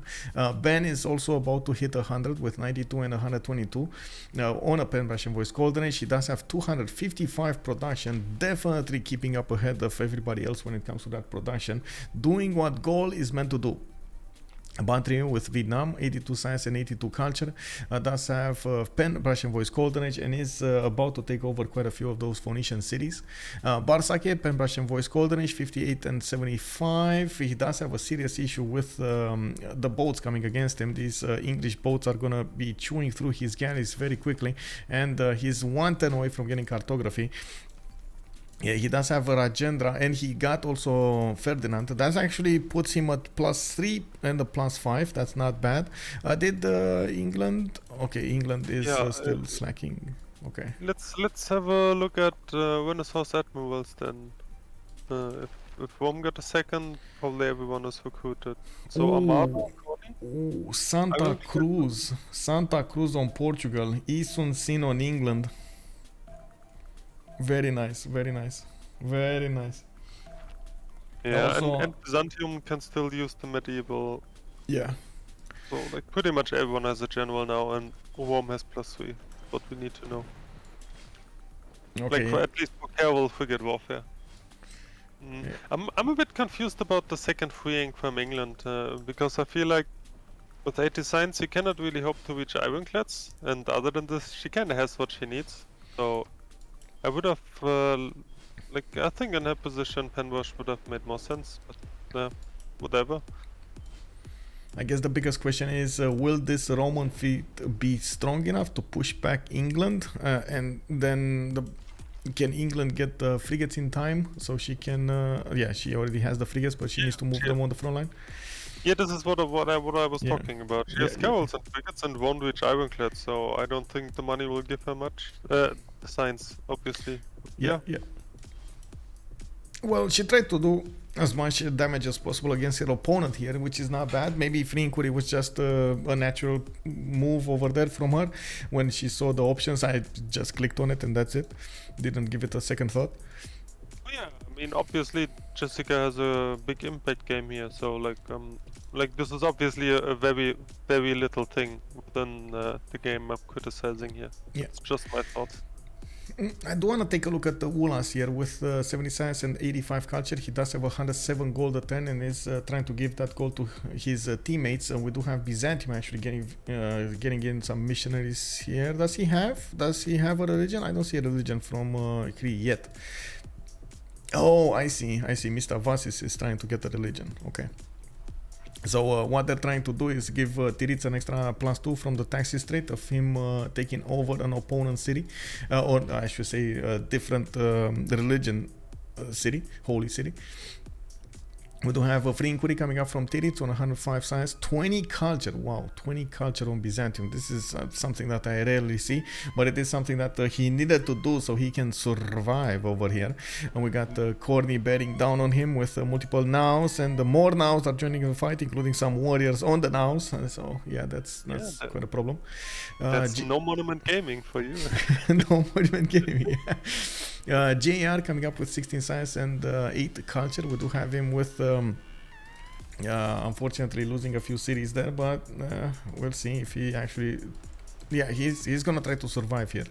They're not giving up. I really like this, by the way, and this is something that you definitely want to see in a semi-final. You want to see if the players can manage to pull out of very hard situations, and what did their solutions look like, or I should say, how are their solutions looking like. We do have Tyre managing to get quite a few of those men at arms, strong units to defend against the Voicians, but probably not strong enough. Looks like also England is being forced to retreat, and she's trying as fast as possible to get there. I like how Bartsake is pushing with also land units like some horses and some archers for the extra support. It doesn't seem like England is going to get to push back into this, and she's going to just slowly be pushed back into her little pond over here until those frigates come out, and that's probably going to be a big change. I'm actually quite curious why they're not upgrading yet. Why do you think it's not a gold problem? It's not a niter problem.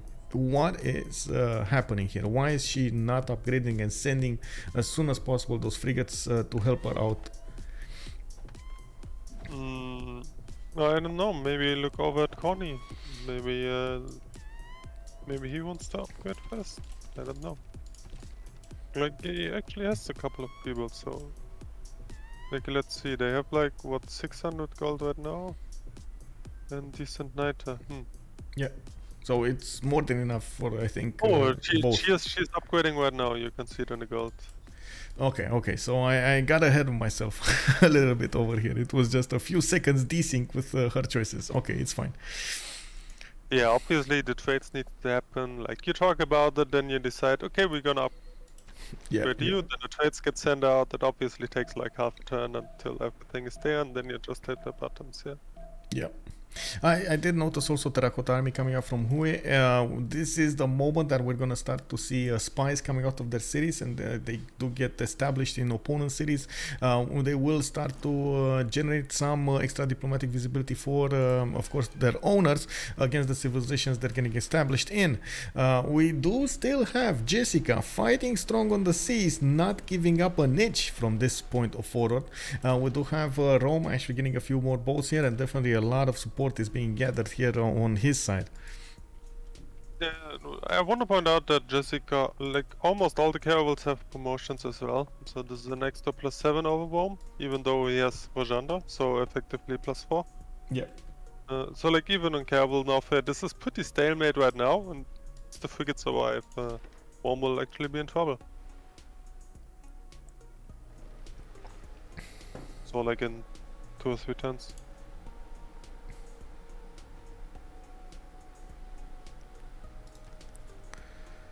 Let's see if that's gonna happen. The frigates are definitely gonna change the dynamic of this battlefield here.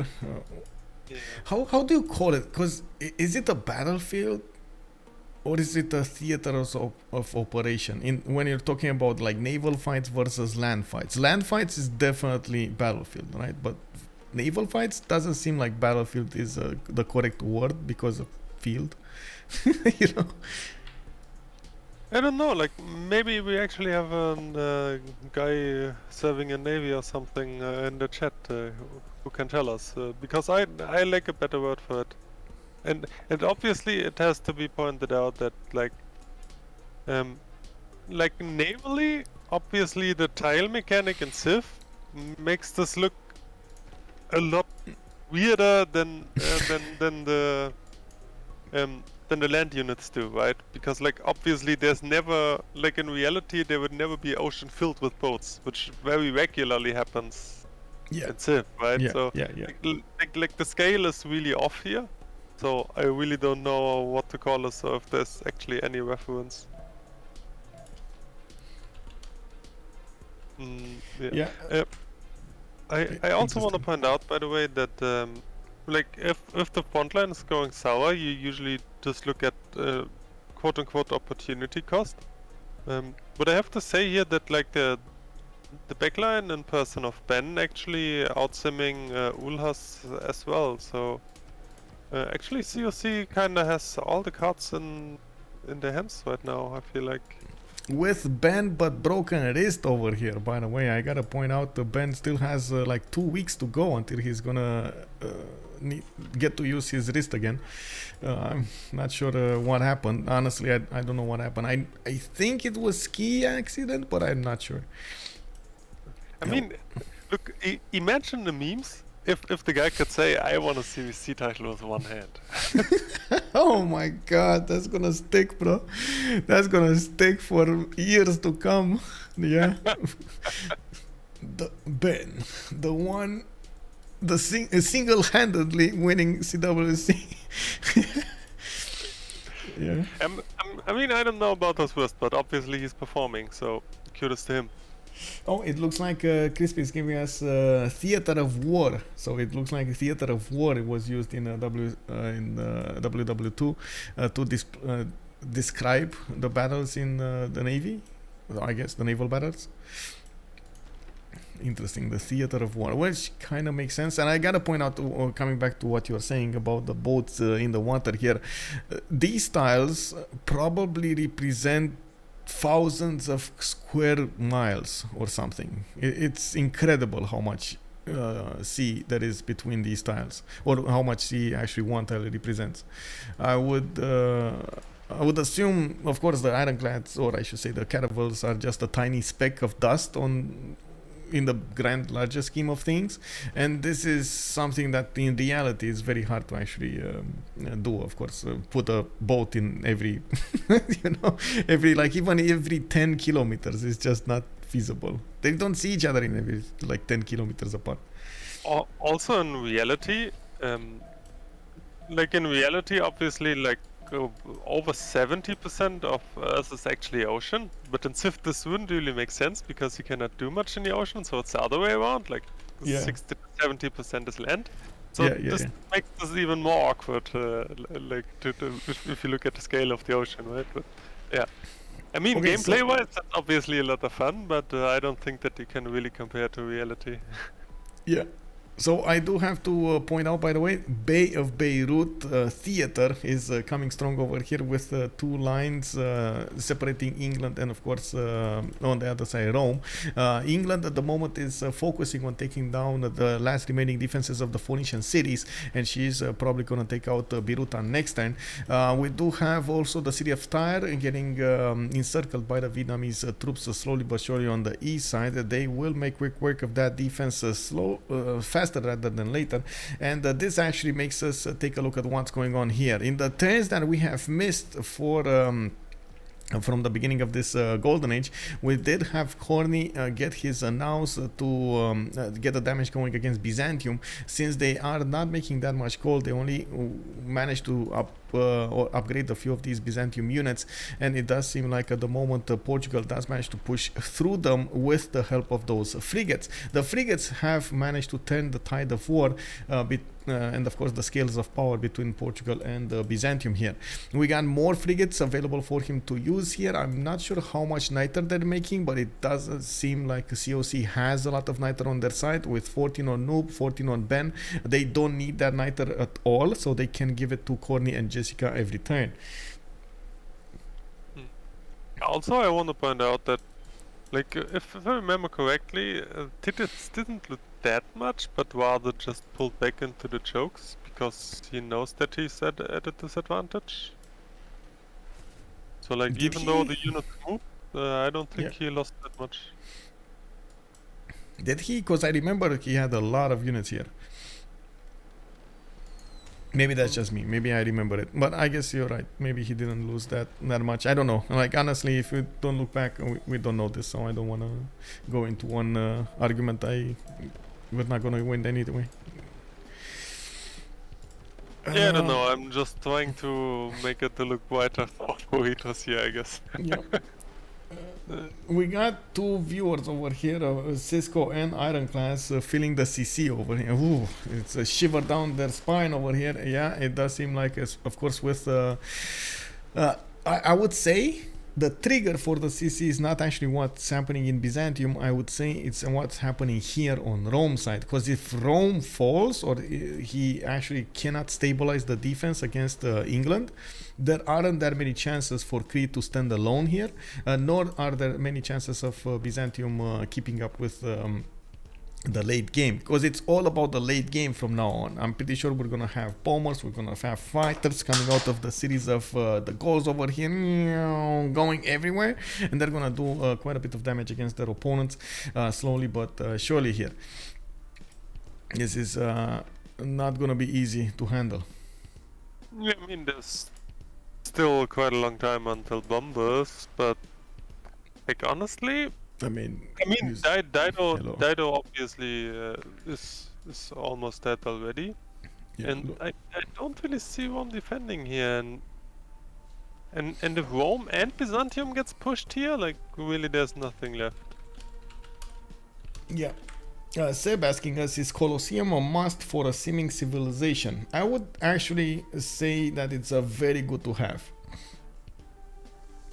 Maybe not really a must, you can do it without, but definitely very good to have. I also want to point out that it obviously depends on the availability of your Luxus. Yeah. So, like, generally speaking, like if a guy is on a split and is ecstatic anyway, it obviously makes no sense to invest production into Colosseum, right? Yeah. I do have to point out they're in 3 different continents this time. While Ben is on 1 with Portugal, they're on 2 continents. So Freritos did have the upper hand when it comes to the amenities there. Also Ben has Zanzibar and the Colosseum now, so he can actually enjoy a lot of amenities. So here it makes a lot of sense. Yeah. Oh, +6 intel coming up from England. Very nice. And now it's going down to +3, but still it was +6 for a while there. It looks like England is trying to get a few more promotions, and they are starting to trade units over here as fast as possible. We do have those frigates also dealing significant damage against the boats of Rome, and more of these. How did this one get here? How does how does this cannibal get here? Where did it come from? Oh my god, this was the one from the south. Okay, interesting. Well, Jska is gonna start to pillage in the backline, and I do see her promoting a few units, getting the ironclad in the front line, dealing more damage against those cannibals. Only 4 cannibals are remaining from all of that fleet of Bartsake on the front line. Of course, he does have another 3 cannibals over here in Rome with another 2 possible pre-builds. Tyre got taken over, and Noob 64 is gonna keep on moving towards Biruta, and this is another thing that we need to take into account, and this is the GG right here. This is it, guys. This is it.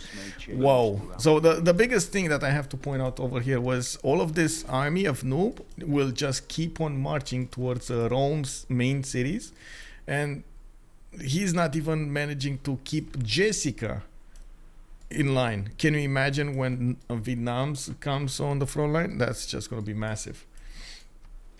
So first game goes to change of a circumstance over here with a very dominating game coming up, dominating result coming up in this 7 Seas in the semi-finals of the CWC.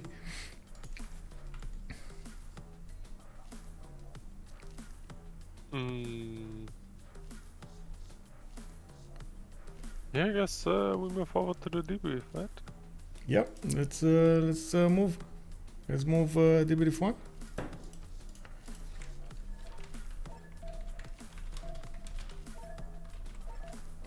Okay, let's go.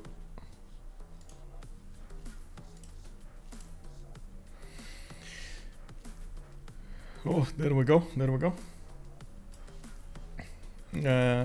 Titiits and Khornie still want to continue to fight over here, so they can see the conclusion of their navy. But it looks like Portugal is actually taking quite a beating from Byzantium's attacks. Of course, more frigates are coming out to fight on all sides, and we do have navigation schools coming in.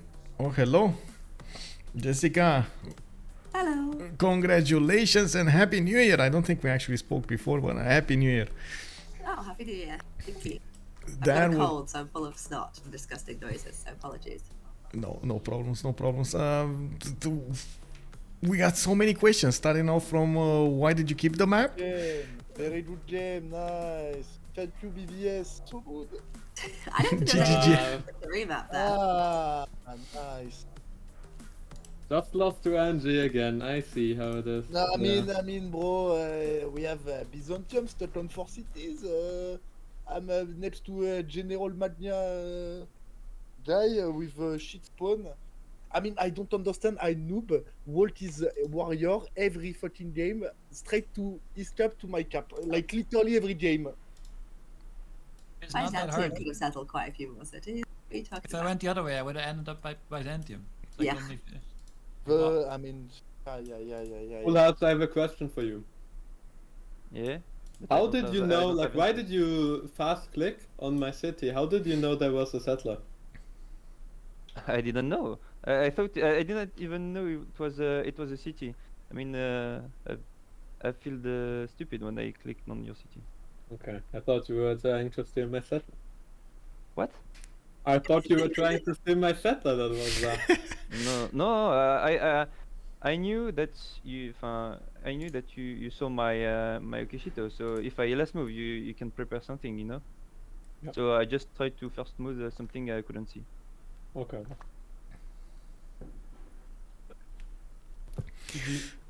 GG. So Yeah, GG, remaps, so remaps. good. Why did you not remap, or what did you remap? Oh, We had I to re- already said what happened. You Qu'est-ce already que tu said après? what happened?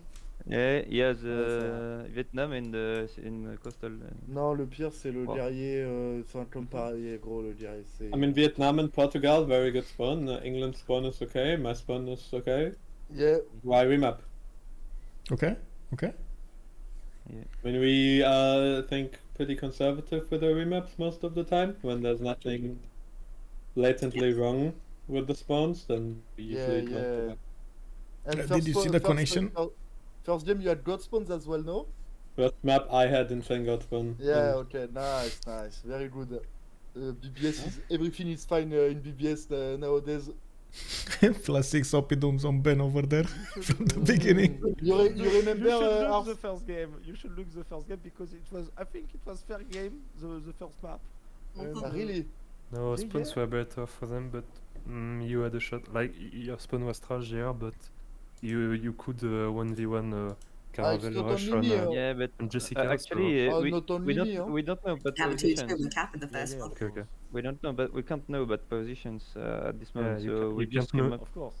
You We can't just know not- it, but JR can play on 3 cities and go Caravel, and so his spawn Sure. is trash, but he's not that big of a deal. But it's don't- not only that. I mean, It's not You only me, wanted to play Highlands, right? You wanted to play Highlands? no, it was okay for islands. I mean, we were okay for 3 maps tonight. Okay, okay. I mean, I was thinking just try Naval map when Mr. Camry isn't here. Maybe a good idea for us. It doesn't make difference when you have Vietnam and naval war at the same time. Yeah, but you don't know that before the game. Sure. But in this game, if Damoru played Daido, it doesn't make any difference. By the way, we were wondering a bit on stream why WOM never I did don't any have, pre-builds. Like, a lot was of this questions, team to call? be honest with you. I think it was a very proper game from COC. It was very nice. Okay, GG, bye bye. And See we you. don't know. but I mean, from Freritos, it was not very easy to do something in this type of game. So it was a typical Civ game where Typical esport ready game, yes. yes. Yeah, of course, dude. But it's okay. It's okay. Yeah, your Better spawn like was next not very good, Bartsake. And what did you do was, I think, what you have to do in the game, but it's not very I mean, great. what I felt is like when we discovered the wall C, I'm like, okay, there is a 3-tile choke between Daido and Vicky, so probably Vicky, even if Vicky is first on Caravel, Daido has time to do a lot of by rim, but there is also Vietnam, and JR never has enough tempo to make enough units, so yeah. Yeah, so Yeah, JR because just JR told was you there. basically Of that course, he it's can in hold the land Vicky there. or against the sea I or- figured that it was going to be Bartsake coming with all the boats, and JR would just be building land units against Noob. I was Yes, thinking and exactly the one same I- thing. There was a choice Same, here to try to do a bit everything. I mean, in the land, in the sea, Yeah. getting Caravel, getting General, and maybe it can be the best option to deal with the two civilizations. But maybe it's too hard in this type of game. I don't know. I'm not sure about it. But what are you saying, Jessica? Was one of our thinking, and I think it was one option for him to just go inland and let Bartsake go in the sea and try to defend it. But I think it's really hard in this Yeah. situation. But you got Rahendra, and obviously then got a later on Admiral. I expected to see a lot more Rome boats over there and earlier caravels on Bartsake. You waited a long time to upgrade. Yeah, I think the biggest issue was the gold, if I'm not mistaken, on you them. try to do everything, and yeah. you go Magnus Internal, and you get fed by gold. Dude, try my land without internals, okay. No, I said to Forgier. Okay. Forgier tries to do everything, and Ulhas and you supports him with Rajendra projects and gold. That's what you did. Or Jia can maybe go Moksha, not internal, and like he just tried to defend and land with Spads and General, and maybe you come help him. But both situations are very hard to play. But there is no way you can defend Vietnam and Lon whatever we do. Like, this is just delusional. I think the guy is full inland with good spawn, I think. And Yeah, he had really good spawn. the shot we took is like he tempo enough and I come very strong. Yeah. I But, think Yeah, not but time can he? enough. Not very strong. I mean, I have Rajendra, I have good setup. Yeah, but can he realistically under No. the flank? No. I don't think so. Maybe with a real third city north of him, but too much pressure. Yes, how did you feel about... Sorry. No, go on. I was gonna ask, how did you feel after draft? Do you think you got what you wanted, or... Yeah, totally. Was kinda okay. When We knew you could take maybe Rome and we could have Gaul or Cree, or you could take Gold and we will have Rome and Cree. It was fine for us to deal with it. Okay. I mean, we were really happy with draft, just Byzantium is a bit of a wild card on Naval map. If it gets... Unique unit can sometimes do a lot, but apart from that, I we mean- were really happy with draft. It was fine for us that Titiits he could go with Tagma on Portugal or Vicky maybe. It was fine for us too, but You would pick Maya if we leave it open, yeah? I'm not sure. Not gonna answer. VO3 is not finished. I mean, yeah, but 7 Seas is finished. Yeah, but not Yeah, giving but- away intel. I mean, it's just intel for 7 Seas. We're gonna say no, then. I know Wow. it's like Maya, it's Yeah, No, so Are you fine. afraid of Maya? Anyway, No, I think but, He's don't afraid need of it. Titiits, Maya. yeah, it's Giga Chad. We decided that was much more formidable than JR's Rome, so that's why we let Rome through. Guys, please. I gotta ask about that encampment on Portugal though. anyway, What happened there? Everybody It's a and fourth ring. What happened there, Khornie? What happened, man? It's a Yeah, fourth ring well- terracotta, you wouldn't get it. Khornie likes building his wonders in the 4th ring. He did it before as well. It was for terracotta, right? Mm-hmm. Okay. Wait, what is Portugal? What is navigation school? Is it Unique Uni? Yes. I never played the Civ, so I don't know. Gives you like 1 extra science for each 2 ocean tides that you own in the city, but that's it. That's not bad. And like an admiral point or something. Is it cheaper or is it same cost as Uni? No. Okay, just curious, I didn't know. Did you know about the connection between Portugal and New Gaul at the beginning when you made the decision for the remap, or you just went ahead with it, leaving Portugal without having a coastal partner eventually? I mean, we saw I can settle left side coast. Okay. We didn't know like how much setup it requires. Like we didn't know we have to do the canal city there on Khornie. So you had an idea. Properly, Okay. but we knew we could do it later, yeah. Okay. Because that kind of saved you. That gold over there, the extra 200 gold that he's making, kind of saved you to upgrade everything. GG guys, good night. GG. Yeah, same. Good night. Good night. See you Sunday.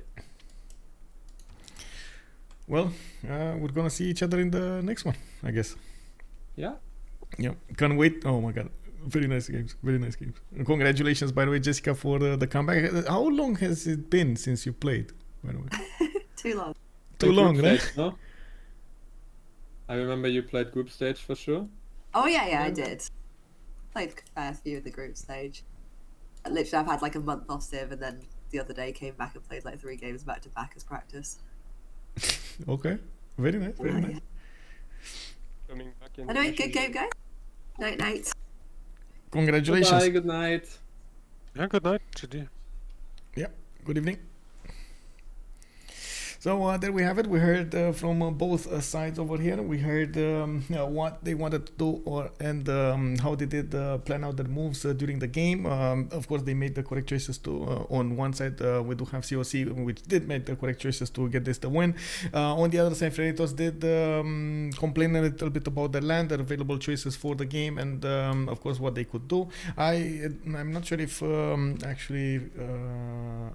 Justice did leave. Thank you so much, by the way, Justice. process. I do want to give you a shout out over here on the stream. I'm sorry, there were quite a few people over there, and I didn't know if I should do it.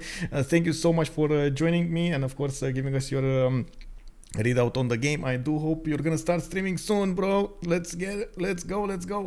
I do have to also point out, we do have a COC, change of circumstance, getting the 1 game win against the Freritos. They're gonna need to get another win in this best of 3 series to actually go for the finals. This is the semi-finals, and we do need to see who's actually going to get forward. We do have also the lower bracket games that have started. So Steam is playing against the Civ Australia on the other streams, and we do need to see what Trinda is going to have to say about that soon enough.